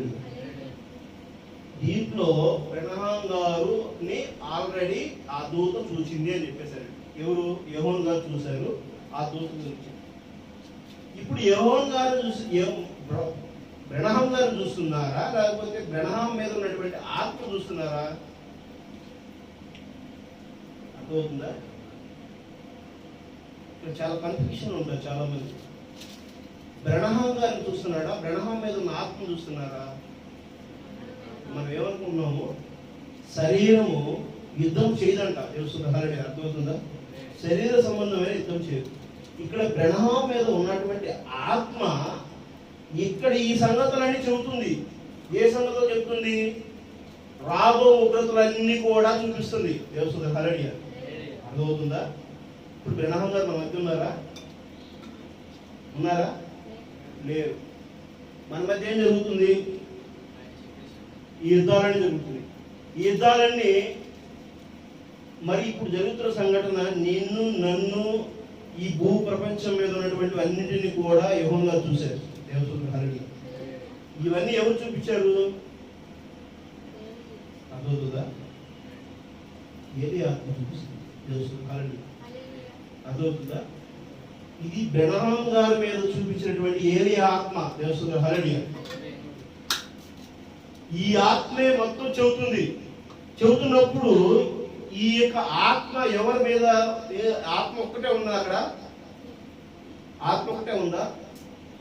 ఆత్మ శరీరధారుడుగా ఉన్నాడు. ఆమె అర్థమవుతుందా? ఏలి ఆత్మ బ్రహ్మాం గారి మీద ఏమై ఉంది? ఆవహించి ఉంది. ఆయన మీద నిలిచి ఉన్నది. దేవస్తున్న హల్లెలూయా. అర్థమవుతుందా? ఇక్కడ చూశారు కదా, బ్రహ్మాం గారి మీద కనబడుతుంది. ఆ అగ్నిస్తంభము ఏ విధంగా ఉన్నదో పరిశుద్ధాత్మ ఆయన మీద నిర్వహించబడింది. దేవస్తున్న హల్లెలూయా. అర్థమవుతుందా? అప్పుడు ఆయన ఏం చేస్తున్నాడు? ఎవరు ఏం చేస్తున్నాడు? ఆయన ఎదుట సాగిల కొడుతున్నాడు. ఆమె అర్థమవుతుందా? ఇక్కడ శరీరదారుడి దగ్గర కాదు, ఆయన ఎదుట సాగిల దూత పాదముల ఎదుట. ఇప్పుడు ఎవరికి ఏ దూతకి ఇచ్చాడు? ఏ దూతకి ఇచ్చాడు? ఆయన బలిష్ఠుడైన వేరే దేవదూత దిగు వచ్చి ఎవరికి ఇచ్చాడు? ఆయన ఈ కాలం వర్తమానం 7వ దూత అయిన బ్రహ్మాంకి ఇచ్చాడు. ఆమె అర్థమవుతుందా? 7వ దూత బ్రహ్మాం మీద ఉంది. ఆమె ఆ దూతని ఆయన చూస్తున్నాడు. యోగన్ గారు ఆ దూత పాదముల దగ్గర ఆయన ఏం చేస్తున్నాడు? సాగిల పడి నమస్కారం చేస్తున్నాడు. చేతుకు సాగిల పడగా అతడు, వద్దు సుమి, నేను నీతోను ప్రవక్తలైన నీ సహోదరులతోనూ ఈ గ్రంథమున్న వాక్యములను గైకొను వారితోనూ సదాదాసులను దేవునికే నమస్కారం చేయమని చెప్పాను. ఇక్కడ దూత కూడా ఏమంటుంది? దేవునికే నమస్కారం. దేవుడు ఎవరున్నారు? దేవుడు ఎవరున్నారు? దేవుడు ఎవరున్నారండి? నిన్న నేడు నిరంతరం ఏకరీతిలో ఉన్నటువంటి ప్రభువైన యేసు క్రీస్తు వాక్యదారుడిగా ఉన్నాడు. యేసు హల్లెలూయా.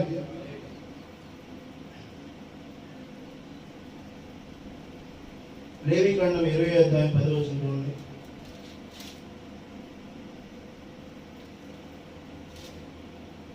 ఈ వారసత్వం మనకి ఏ విధంగా రావాలో చూడండి.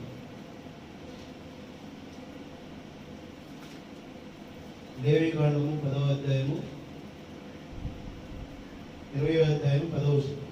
లేవికాండము 20వ అధ్యాయము 10వ వచనం.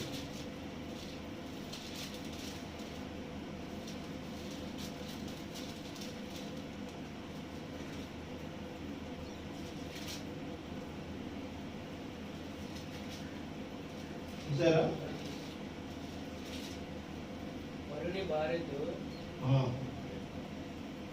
పరుని భార్యతో వ్యభిచరించు వారికి అనగా తన పొరుగు వారి భార్యతో వ్యభిచరించు వారికి ఆ వ్యభిచారినికి మరణ శిక్ష విధింపవలెను. అర్థమవుతుందా? పరుని భార్య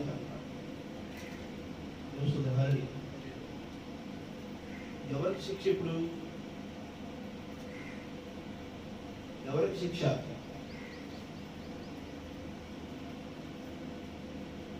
పరుని భార్యతో వ్యభిచరించిన వానికి అనగా తన పొరుగు వారి భార్యతో వ్యభిచరించిన వానికి ఆ వ్యభిచారినికి మరణ శిక్ష విధింపవలెను. ఆ వ్యభిచారినికి అర్థమవుతుందా? పరుడు భార్య, ఆమె కూడా వ్యభిచారి అయిపోయింది. వ్యభిచారుడు అంటారు, వ్యభిచారిణి అంటే ఏంటి? స్త్రీయే. అర్థమవుతుందా? ఇక్కడ స్త్రీ దేనికి వ్యభిచారం చేస్తుంది? శరీర సంబంధమైనటువంటి ఆలోచనలతో వ్యభిచారం చేస్తుంది. అర్థమవుతుందా? ఆ శరీర సంబంధమైనటువంటివి వాటితో నువ్వు యుద్ధం చేయాల్సిన అవసరం లేదంటున్నాడు ఏప్రిల్ రాసిన పత్రికలో పౌలు గారు. అవునా కదా? కొరింథీయులకు రాసిన పత్రికలో ఆయన ఏమంటున్నాడు? శరీరధారమైనటువంటి యుద్ధము చేయవలసిన అవసరం లేదంటున్నాడు. గమనించండి. ఇప్పుడు నువ్వు దేనికి వారసుగా ఉండాలన్నా ఆత్మానుసారమైనటువంటి వారసత్వం కలిగి ఉండాలి. చూడండి, మేము శరీరధారమై నడుచుకును శరీర ప్రకారం యుద్ధము చెయ్యము. అర్థమవుతుందా? మనం శరీరదారుడుగా నడుచుకుని అలా నడుచుకుంటున్నాం. ఆహారం తింటున్నాము, మనకు కావాల్సిన వసతులను మనము సమకూర్చుకుంటున్నాము, మనం చేయాల్సినటువంటి పనులు మనం రోజువారీ ఆచారం చేస్తున్నాము, మన దినదిన పరిచర్యలు మనం చేసుకుంటూ పోతున్నాము. చేస్తే మనం దేంతో చేయమంటే యుద్ధము? శరీర సంబంధమైనవి, శరీర ప్రకారం యుద్ధము చెయ్యము. అర్థమవుతుందా? మనము శరీర ప్రకారం చెయ్యము. కత్తులతోనూ బాంబులతోనూ లేకపోతే ఇంకో రకంగానూ మనం యుద్ధం చేయము. ఎలా చేయాలంటే మనం యుద్ధం చేయాల్సింది, మా యుద్ధోపకరణములు శరీర సంబంధమైనవి కావు కానీ దేవుని ఎదుట దుర్గములను ప్రణదోయజాలినంత బలము కలమైనవి. దుర్గం అంటే ఏంటి? దుర్గం అంటే ఏంటి? దేవుని ఎదుట దుర్గం అంట. దేవుని ఎదుట ఉన్నటువంటి దుర్వాసన చేయగలిగినవి, వ్యర్థమైనవి, పనికిరానివి, మలినమైనవి. అర్థమవుతుందా? ఏంటంట? మలినమైనవి. ఇక్కడ ఏం జరిగింది? అక్కడ చేయబెట్టి ఇంకోసారి చూడండి, లేవికాండం చూడండి. ఏం జరిగింది? 20వ అధ్యాయం 10వ వచనం.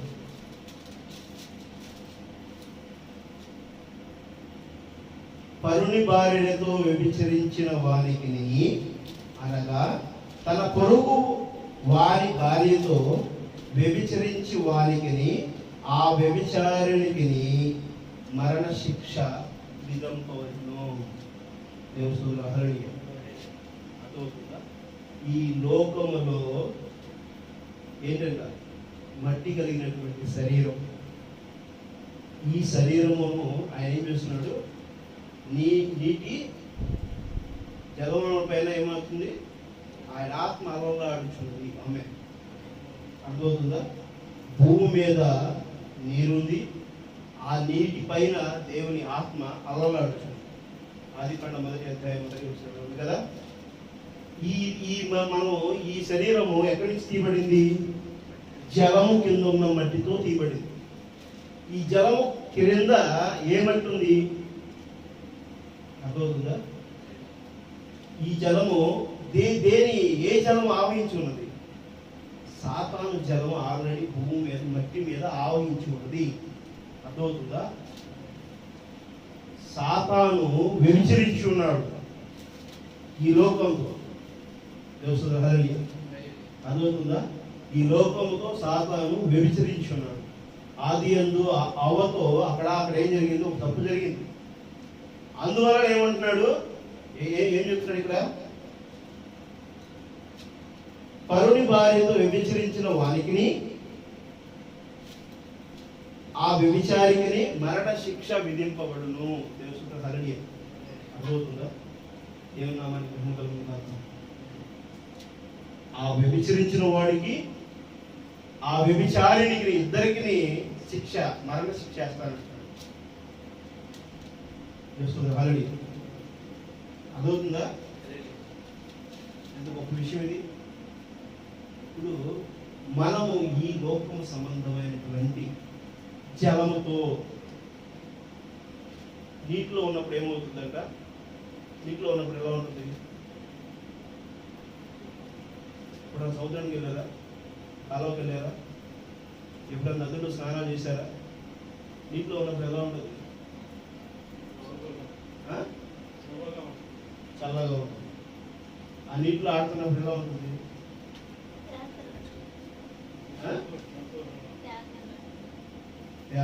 సంతోషంగా ఉన్నట్టు మైమర్చిపోతాం. అర్థమవుతుందా? మనకు ఉన్నటువంటి సమస్త ఫీలింగ్స్ అన్ని, బాధలన్నీ, కష్టాలన్నీ ఆ నీటిలో ఉన్నప్పుడు మంచి మైమర్చిపోతాం. అవునా కదా? అర్థమవుతుందా?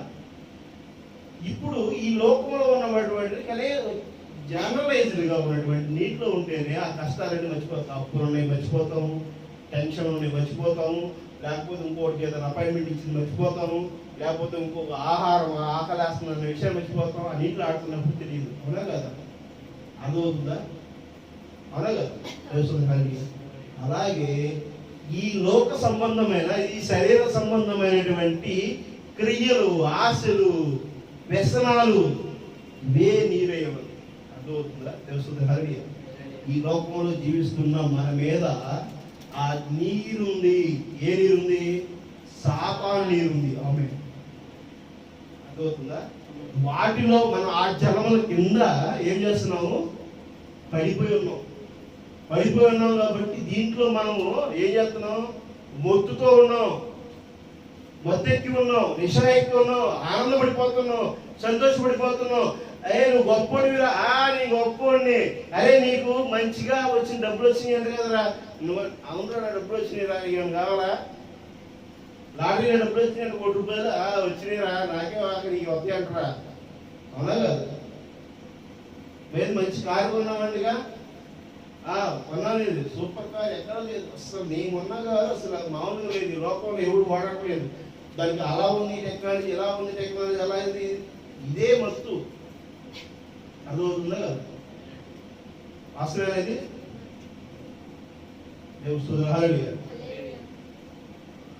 ఈ లోకం అనే మత్తులో మనము ఆ నీటిలో మనం ఏమవుతున్నాము? మునిగిపోయి. అందుకనే దేవుని ఆత్మ మన మీద ఉన్న నీటి మీద, మన మీద ఉన్నటువంటి ఈ శరీర సంబంధమైన ఆశలు, ప్రలోభాలు, వ్యసనాలు, దుర్భేక్షితమైనటువంటి జీవితాల మీద దేవుని ఆత్మ అలవాటు. దేవుని హల్లెలూయా. అందుకనే నేను చెయ్యిస్తాను. అర్థమవుతుందా? నేను చెయ్యిస్తాను. మీరు పైకి రండి, మీకు పైకి రండి. ఇప్పుడెప్పుడు పైకి వస్తాము, మనం ఎప్పుడు నిలబడి ఉంటాము, అప్పుడు ఏం చేస్తాడు దేవుడు? ఏం చేస్తాడు? ఆ జలము కింద ఉన్నటువంటి వాటిని మరణమునకు తొక్కివేస్తాడు. దేవుడు హరి. అర్థమవుతుందా? ఏమన్నా మనకి మహిమ కలిగింది కాదు. అర్థమవుతుందా? మరణ శిక్షాస్తున్నాడు. ఏ శిక్ష? 1000 ఏళ్ల పాలనలో మనం తీసుకువెళ్తూ సంఖ్యలు వేసి ఏం చేస్తున్నాడు? బంధిస్తున్నాడు, పాతాళంలోనికి తొక్కుతున్నాడు. అదే చెప్పినట్టు ఏం చెప్తున్నాడు? ప్రకటన గ్రంథంలో ఇంత గొప్ప వాక్యము. నిజంగా దేవుని యొక్క ఆత్మ నీ మధ్య నా మధ్య సంచరిస్తున్నది రుజువుపరుస్తుంది. దేవస్తుత హరిణి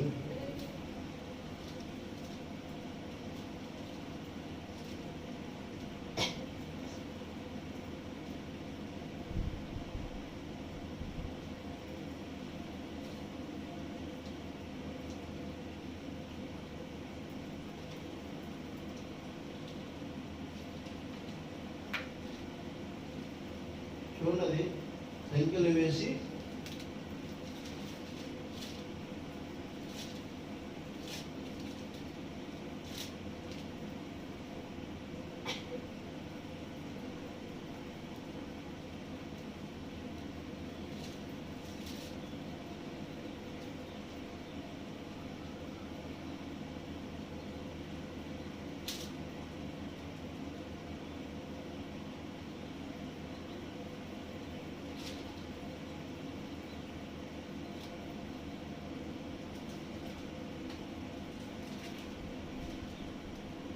చూసారా?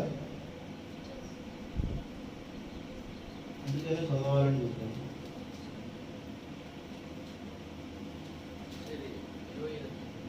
20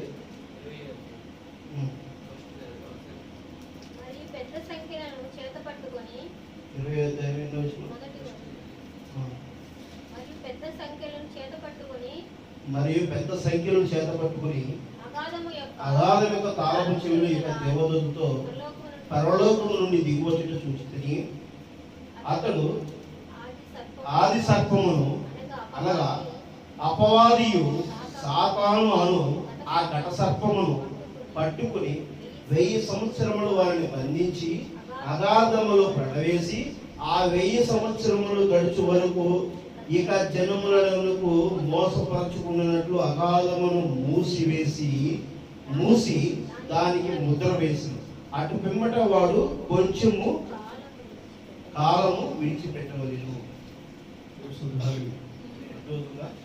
సంఖ్యలు వేసి ఏం చేస్తున్నాడు? అగాధంలోనికి తీసుకెళ్తున్నాడు, తొక్కి వేస్తున్నాడు. దేవుడు సూత్రహరి 1000 ఏళ్ళు.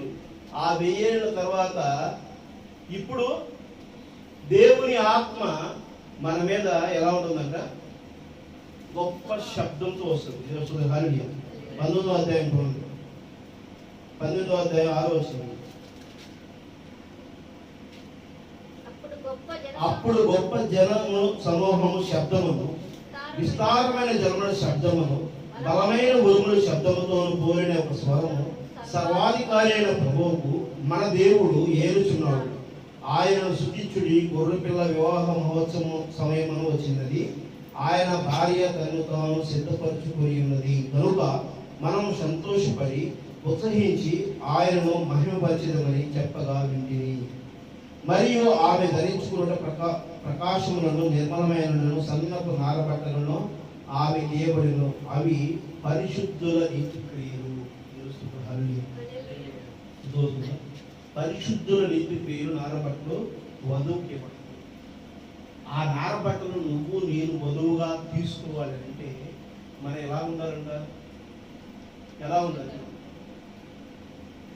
పరిశుద్ధుల నీతి క్రియలు మనం ఆ నారబట్టలుగా తీసుకోవాలంటే, ఆ దుస్తులు ధరించాలంటే, ఆయనకు వివాహ మహోత్సవంలో మనల్ని పరిణామం ఆడటం కోసము, మనం నిజంగా దేవుని కలుసుకోవడం కోసం, ఐక్యం అవడం కోసము, ఆ దేవుని యొక్క సింహాసనం ముందు ఆయనతో పాటు మనం ఆ తండ్రి యందు ఆయనతో పాటు వారి ఆ వివాహం ఇందులో భోజనం చేయడం కోసము నీవు నేను ఆ వారసత్వం నిలవడం కోసమే దేవుడు నిన్ను నన్ను ప్రేమించి గద్దించి మనం సరిచేయడం కోసం ప్రయత్నం చేస్తున్నాడు. దేవసుని హరి నువ్వు త్రోసి వేస్తున్నావా లేదా రక్షించు.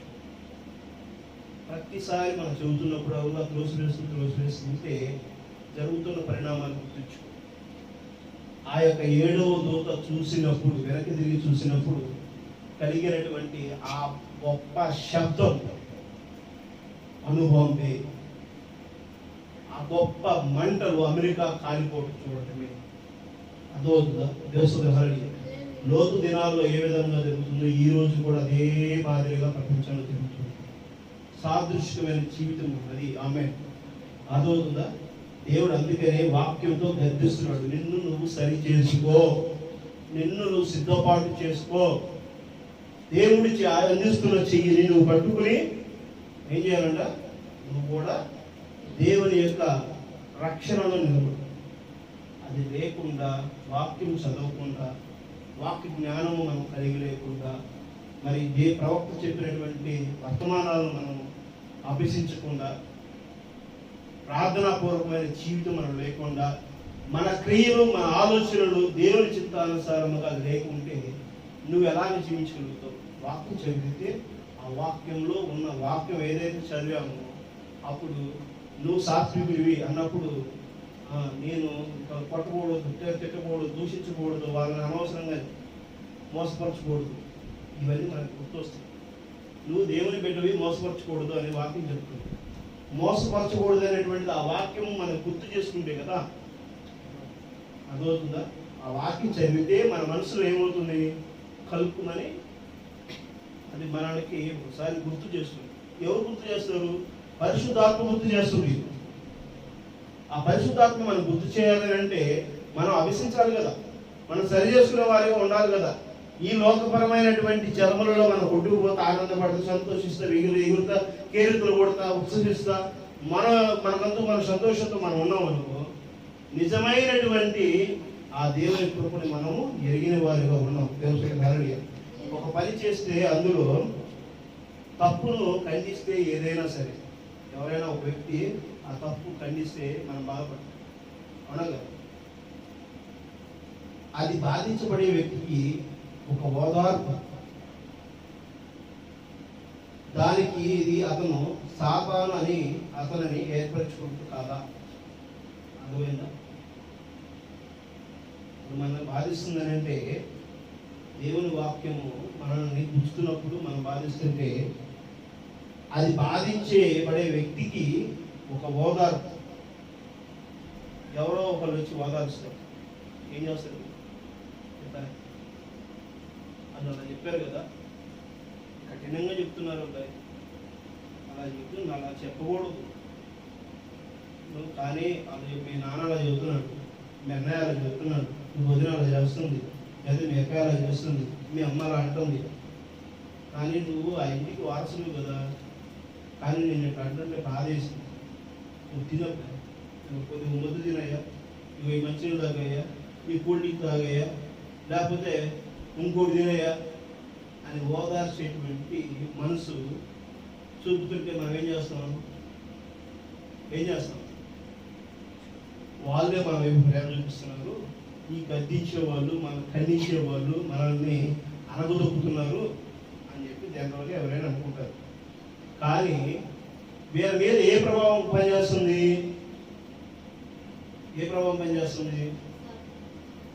చిట్కాయ తినకూడదా? ఈ చిట్కాయ తింటే ఏమవుతుందంట? దేవుని వల్లే మీరు కూడా ఉంటారుగా, అవునా కదా?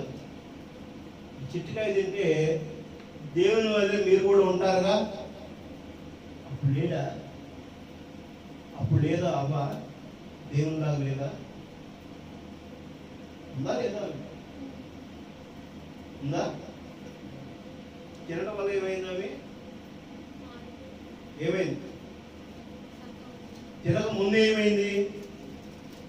ఇది పులి, ఇది కుక్క, ఇది నక్క, ఇది పంది, ఇది ఎద్దు, ఇది అడవి, ఇది చెరువు, ఇది కాలువ, ఇది సముద్రం, ఇది కొండ అని డిసైడ్ చేసినటువంటి ఆదాము ఏమయ్యాడు?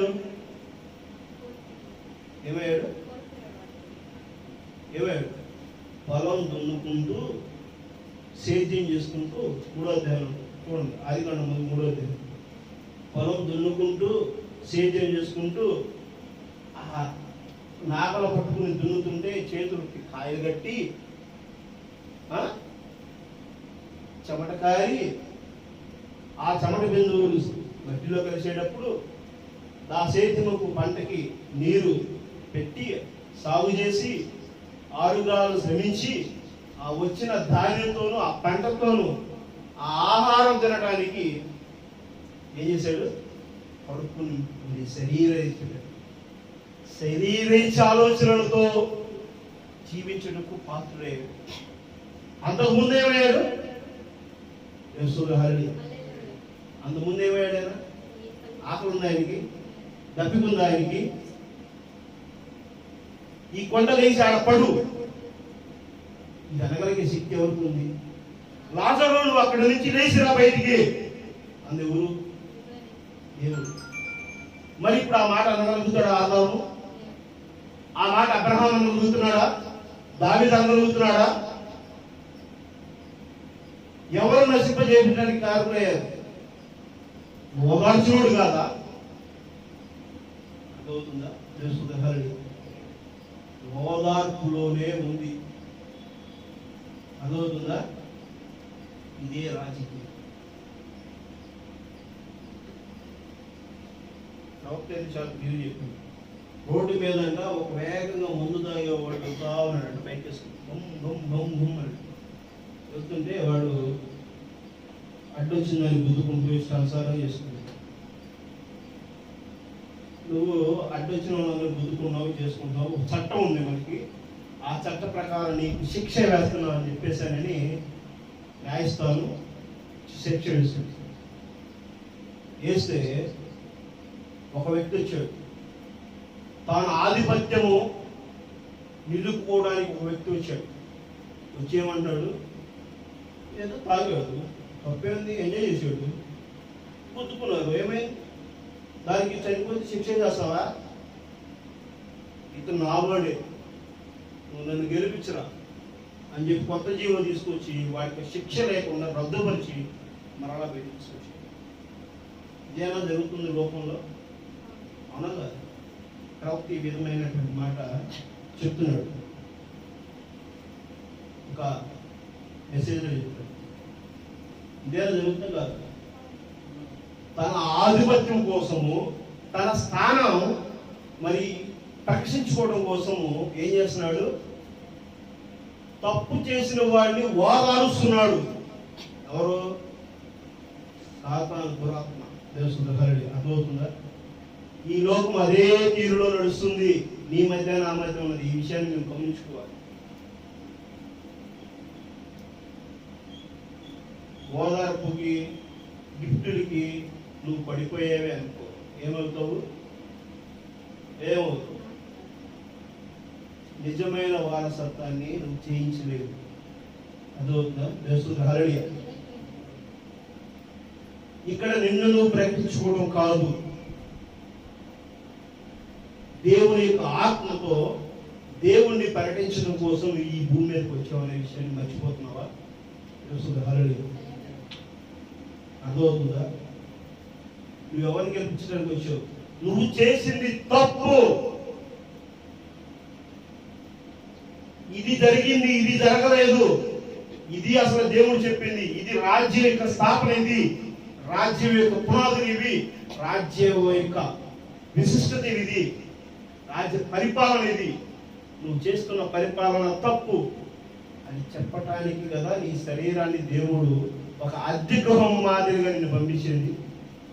అదవుతుందా? తెలుసుకుంటారు. మరి నువ్వు వాదిస్తున్నావా? భజన చేస్తున్నావా? ఏం చేస్తున్నావు ఈరోజు? ఏం చేస్తున్నావు? అర్థమవుతుందా? దేవుని ఆత్మ అల్లలాడుచు. హల్లెలూయా. దేవుని ఆత్మ అల్లలాడుచు. దేవుని నామానికి మహిమ కలుగును. దేవుణ్ణి ఊరకనే మనము బాధించబడకూడదు. యేసు క్రీస్తుని దూషిస్తే వారికి శిక్షణ అయితే దేవుడు అయితే ఇవ్వడు, కానీ పరిశుద్ధాత్మను దుఃఖిస్తే వాటికి ఏమవుతుందంట? మీ శిక్షకి కనీసం క్షమాభిక్ష కూడా. హల్లెలూయా. అర్థమవుతుందా?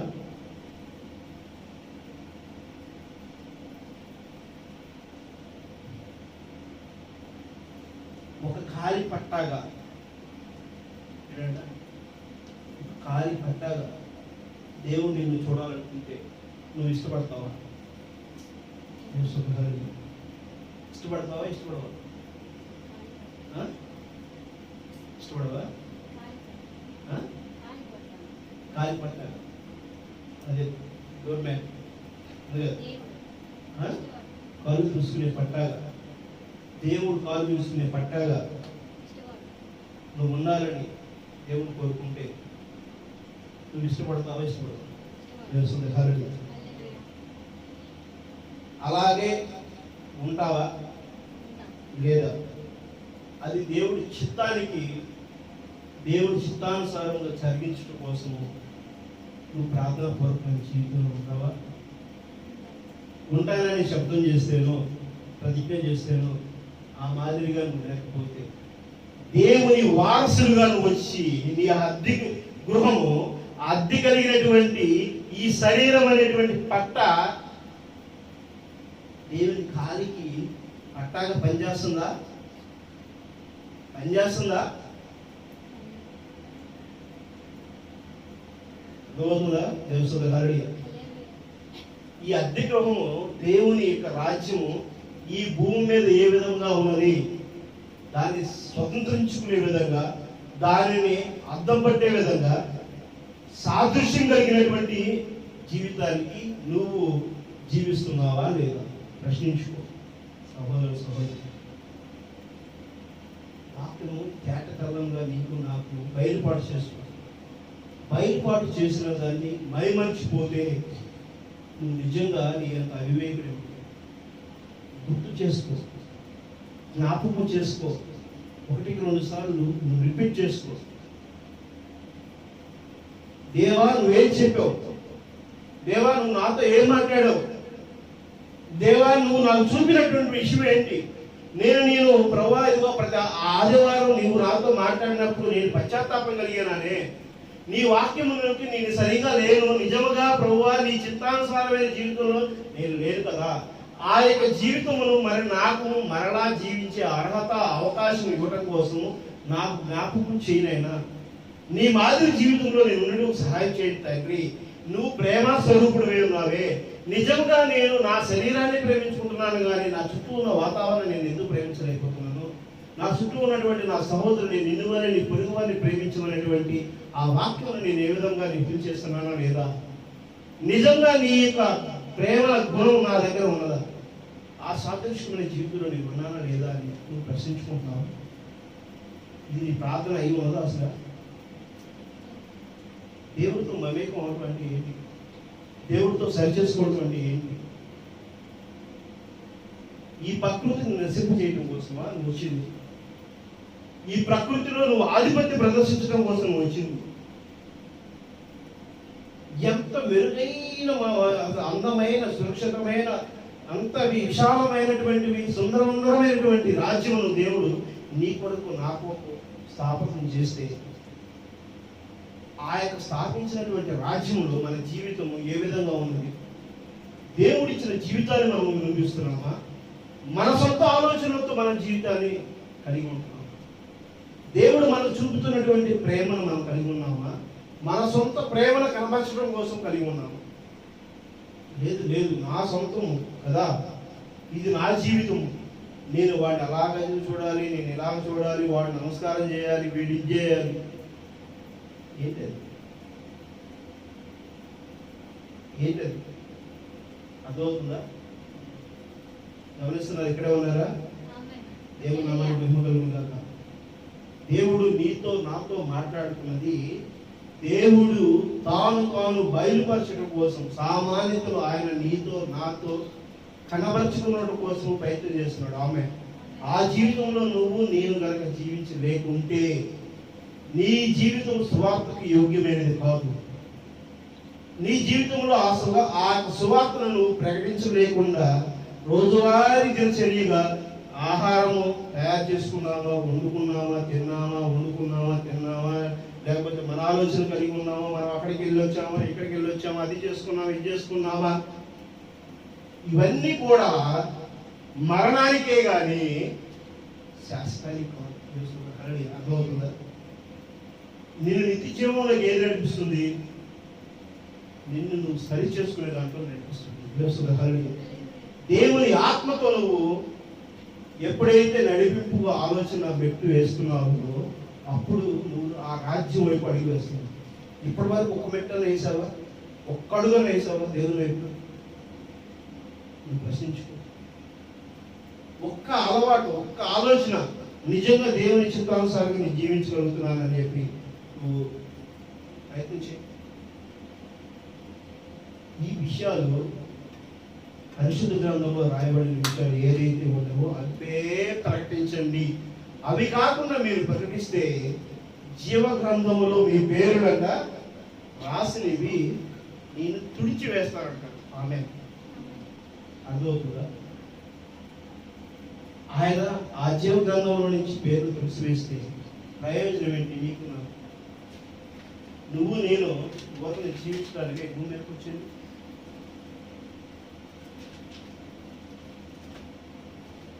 దేవుని స్తోత్రం. హల్లెలూయా.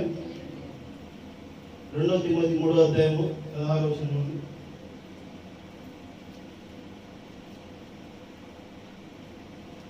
2 తిమోతి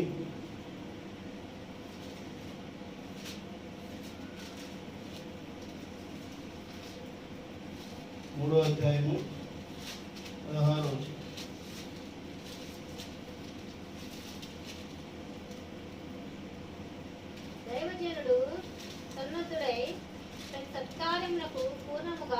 దైవజనుడు సన్నద్ధుడై ప్రతి సత్కార్యమునకు పూర్ణముగా సిద్ధపడి ఇండునట్లు దైవావేశము వలన కలిగిన ప్రతి లేఖనములో ఉపదేశించుటకును, ఖండించుటకును, తప్పుదిద్దుటకును, నీతి యందు శిక్ష వేయుటకును ప్రయోజనకరమై ఉంది. అర్థమవుతుందా? ప్రతి దాన్ని ఖండించడానికి, సరిచేయడానికి, తప్పు పట్టడానికి నీతిమంతుడు, యాజకుడు, దైవానుజనుడు సన్నద్ధుడే అంటే సిద్ధపడి దాన్ని చేయడానికి. మరి అపోస్తలుడు పౌలు తిమోతికి రాసిన పత్రిక, తిమోతి సంఘానికి రాసిన పత్రిక, అది ఆ రోజే ఆయన చెప్పట్లా ఆ విషయాన్ని. ఇప్పుడు నీకును నాకు చేస్తుంది. హల్లెలూయా. ఎబ్రీయులకు రాసిన పత్రిక 13, ఎబ్రీయులకు రాసిన పత్రిక 13వ అధ్యాయము 8వ వచనం.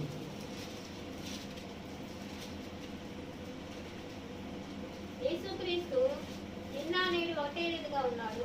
యేసుక్రీస్తు నిన్న నేడు ఒకటే రీతిగా ఉన్నాడు. అవును, యుగ యుగములు ఒకటే రీతిగా ఉండదు. హల్లెలూయా. ఆయన నిన్న నేడు నిరంతరం అయిపోతున్నాడు. ఆ రోజు తిమోతి సంఘానికి చెప్పిన మాట ఈ రోజు సంఘానికి చెప్తున్నాడా లేదు? ఆయన ఆ మాదిరిగానే ఉన్నాడు. ఆయన మారలేదు. ఆయన అర్థమవుతుందా? నిన్న నేడు నిరంతరం ఒకటే రీతిలో ఉన్నాడు ఆయన. దేవుని హల్లెలూయా. ఆయన మాత్రమే ఉన్నాడు. ఆయన యొక్క పరిశుద్ధ ఆత్మ మాత్రమే భూమి మీద ఒకటే రీతిగా ఉంది. అందుకని క్రీస్తుని నేను వెంబడించువాడును అని చెప్పేశానని పౌలు చెప్పాడు. అందుకనే తండ్రుల హృదయం పిల్లల వైపున, పిల్లల హృదయాన్ని తండ్రుల వైపు తిప్పుటకు ఈ యొక్క కాలపు దూత మీద ఏమి జరిగింది? ఏరే ఆత్మ ప్రవచించింది. దేవుని హల్లెలూయా. అర్థమవుతుందా? నిన్ను నన్ను ఆ దేవుడు వైపున తిప్పడం కోసం, ఆ వాక్యం వైపు తిప్పడం కోసం, వాక్యంలో మనం మమేకం అవడం కోసం, వాక్యంలో సంపూర్ణం అవడం కోసము, ఆ యొక్క వధువు స్థిరత్వం కోసము, వధువుగా ఎత్తబాటు చేయుకున్నట్టుకు మనము సరి చేసుకున్నట్టు కోసమే నిన్న నేడు నిరంతరం ఏక రీతిలో ఉన్న దేవుడు ఏమన్నాడు? ఆమేన్. ఆ రోజు తిమోతి గ్రంథానికి చెప్పినటువంటి వాక్యము ఈ రోజు మన సంఘానికి చెప్తున్నాడు. ఆమేన్. ఆ మాటలే ఈ రోజు చెప్తున్నాడు.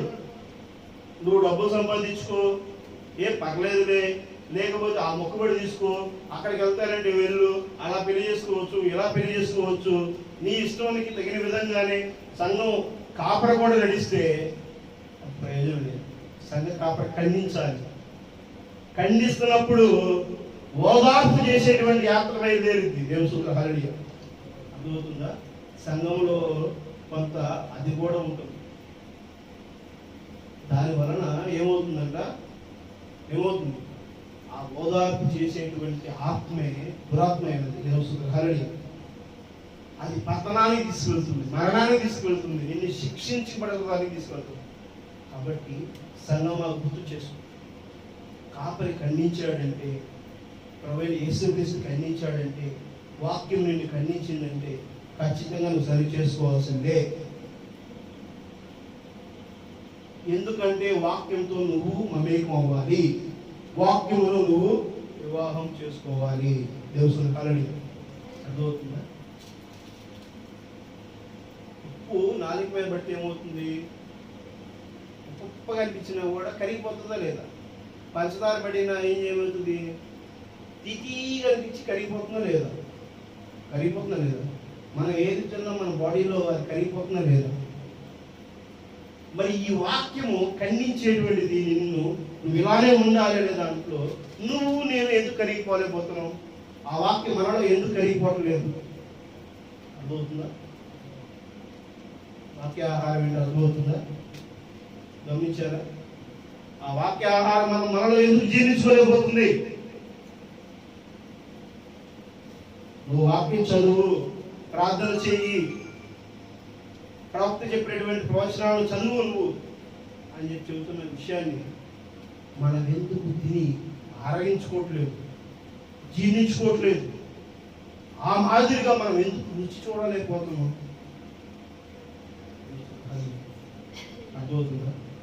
నిన్ను నన్ను హెచ్చరిస్తున్నటువంటిది ఏ నిమిత్తం కోసం హెచ్చరిస్తుంది? ఏ నిమిత్తం కోసం? నీకు వారసత్వాన్ని ఇవ్వడం కోసమే. ఆ వారసత్వం ఇవ్వడం కోసము ఆ వారసుడిగా, ఇదిగో నా వారసుడిని, క్రీస్తుకి వారసుడిని నేనే అని పౌలు ఎలా చెప్పాడో ఆ మాదిరిగా తండ్రుల హృదయం వైపున ఇదిగో పిల్లలు మేము తట్టుకుని నిలబడ్డామని మలాకి గ్రంథం 4-5-6 వచనాలను నువ్వు రుజువుపరిచేటువంటి స్థితిలో నువ్వు ఉన్నావా? ఎస్, నేనున్నా అన్నాడు ప్రవక్త. హల్లెలూయా. ఇప్పుడు ప్రవక్త చెప్తున్నటువంటి బోధను నిజంగా నువ్వు వెంబడిస్తే ఆ బోధ మాదేను.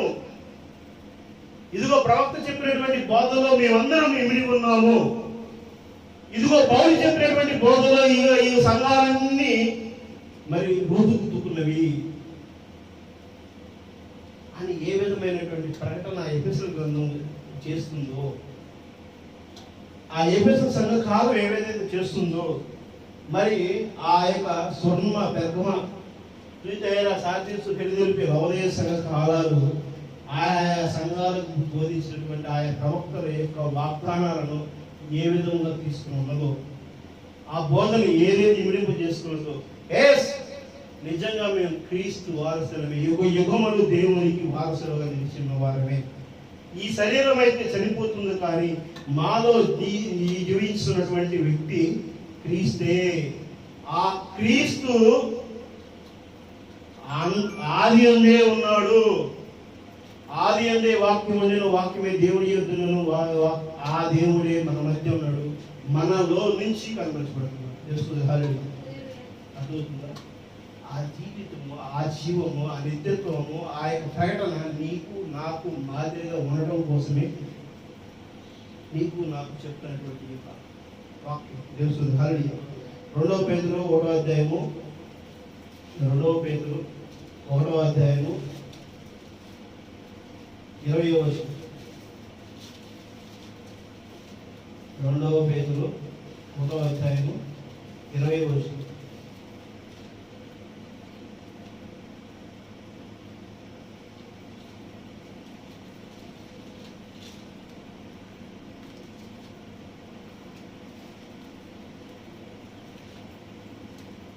చూసారా? 218 ప్రకటన ముందు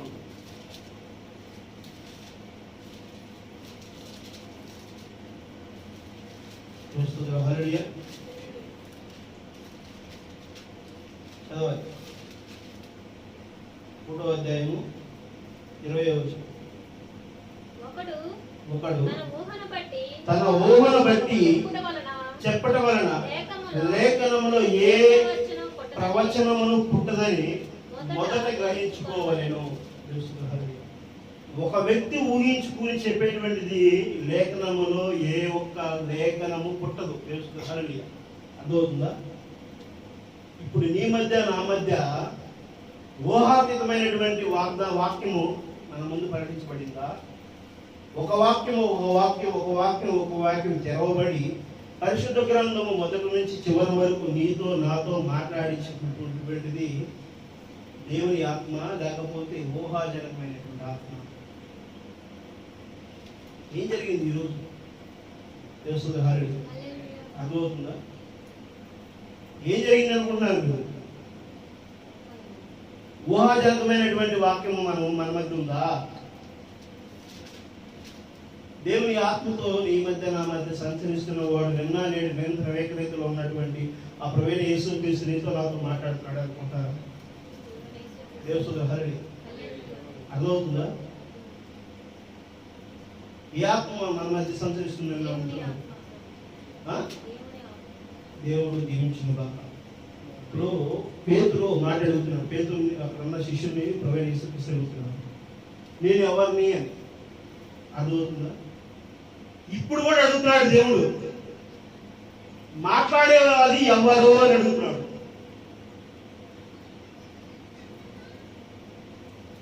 ఆ తండ్రి పంపితే గానీ నువ్వు వచ్చావని పేతురు అంటున్నాడు. నువ్వు లోకరక్షకుడివి అని చెప్పేసరి పేతురు చెప్తున్నప్పుడు ఇది నేను నీకు బయలుపాటు చేయలేదు, కానీ ఆ తండ్రి చెబితేనే నువ్వు మాట్లాడుతున్నావు. అర్థమవుతుందా? ఇప్పుడు నీతో నాతో మాట్లాడుతుంది ఏ ఆత్మ అంటున్నప్పుడు మీరు ఏకరీతిలో మనసులో ఉన్నారా లేదా? హల్లెలూయా. అర్థమవుతుందా? దేవుని మాట నేనైతే నమ్ముతున్నాను. ఆమేన్. దేవుడే నిత్య జీవమైనటువంటి దేవుడే ఈ రోజు మన మధ్య ఉన్నాడు. ఆ మన మధ్య ఉన్న దేవుడు కనబరచబడేటువంటి దినమున, ఒక మహాదినమున, అదే రాకడకి మరి సాదృశ్యమయ్యాను. ఆమేన్. అర్థమవుతుందా? దేవుని హల్లెలూయా. దేవుని నామానికి మహిమ కలుగును గాక.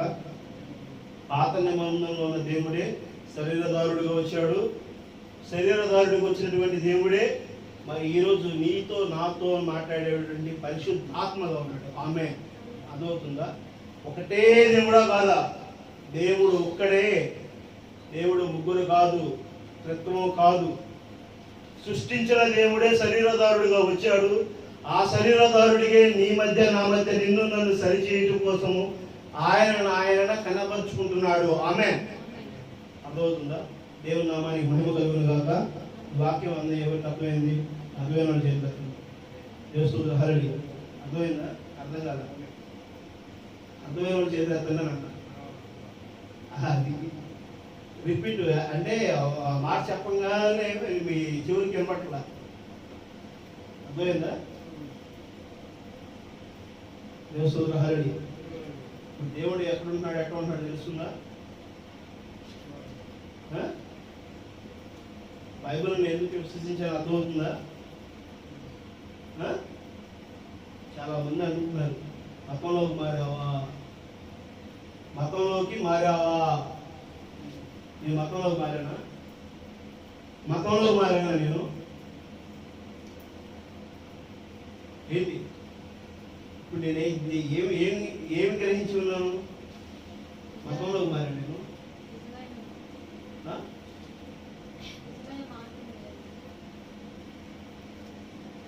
నిత్య జీవాన్ని నేను ఎరిగి ఉన్నాను. తెలుస్తుంది. హల్లెలూయా. సర్వ సృష్టి ఏంటి అనేదాన్ని నేను గ్రహించి ఉన్నాను. అర్థమవుతుందా? ఇది మతము కాదు. పరిశుద్ధ గ్రంథ బోధ మతము కాదు. మతానికి చూస్తుంది ఈ లోకపరమైనటువంటి ఆచారాల కోసమే. తెలుస్తుంది. హల్లెలూయా. అర్థమవుతుందా? ఈ లోకపరమైనటువంటి ఒక స్థితిని నిలబెట్టడం కోసమే.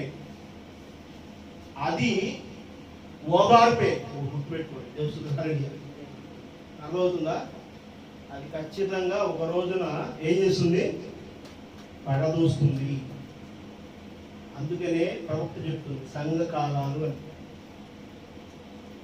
అర్థమవుతుందా? తెలుస్తుంది. హల్లెలూయా. ఈ లోక సంఘాలు శాఖలుగా ఉన్నాయి. అర్థమవుతుందా? తెలుస్తుంది. హల్లెలూయా. ఇది చాలా విపత్తు కాలము. ఈ ఉపత్త కాలంలో వధువుగా మనం స్థిరపడడానికి, నిజంగా ప్రభువైన యేసుక్రీస్తుని వెంబడించడానికి పరిశుద్ధాత్మ ఒకటే తోడై ఉంటుంది కాక. ఆమె ప్రార్థన చేసుకుంటాం. అందరూ త్వరలో వచ్చి మోకరించినట్లయితే ప్రార్థన చేసుకుంటాం.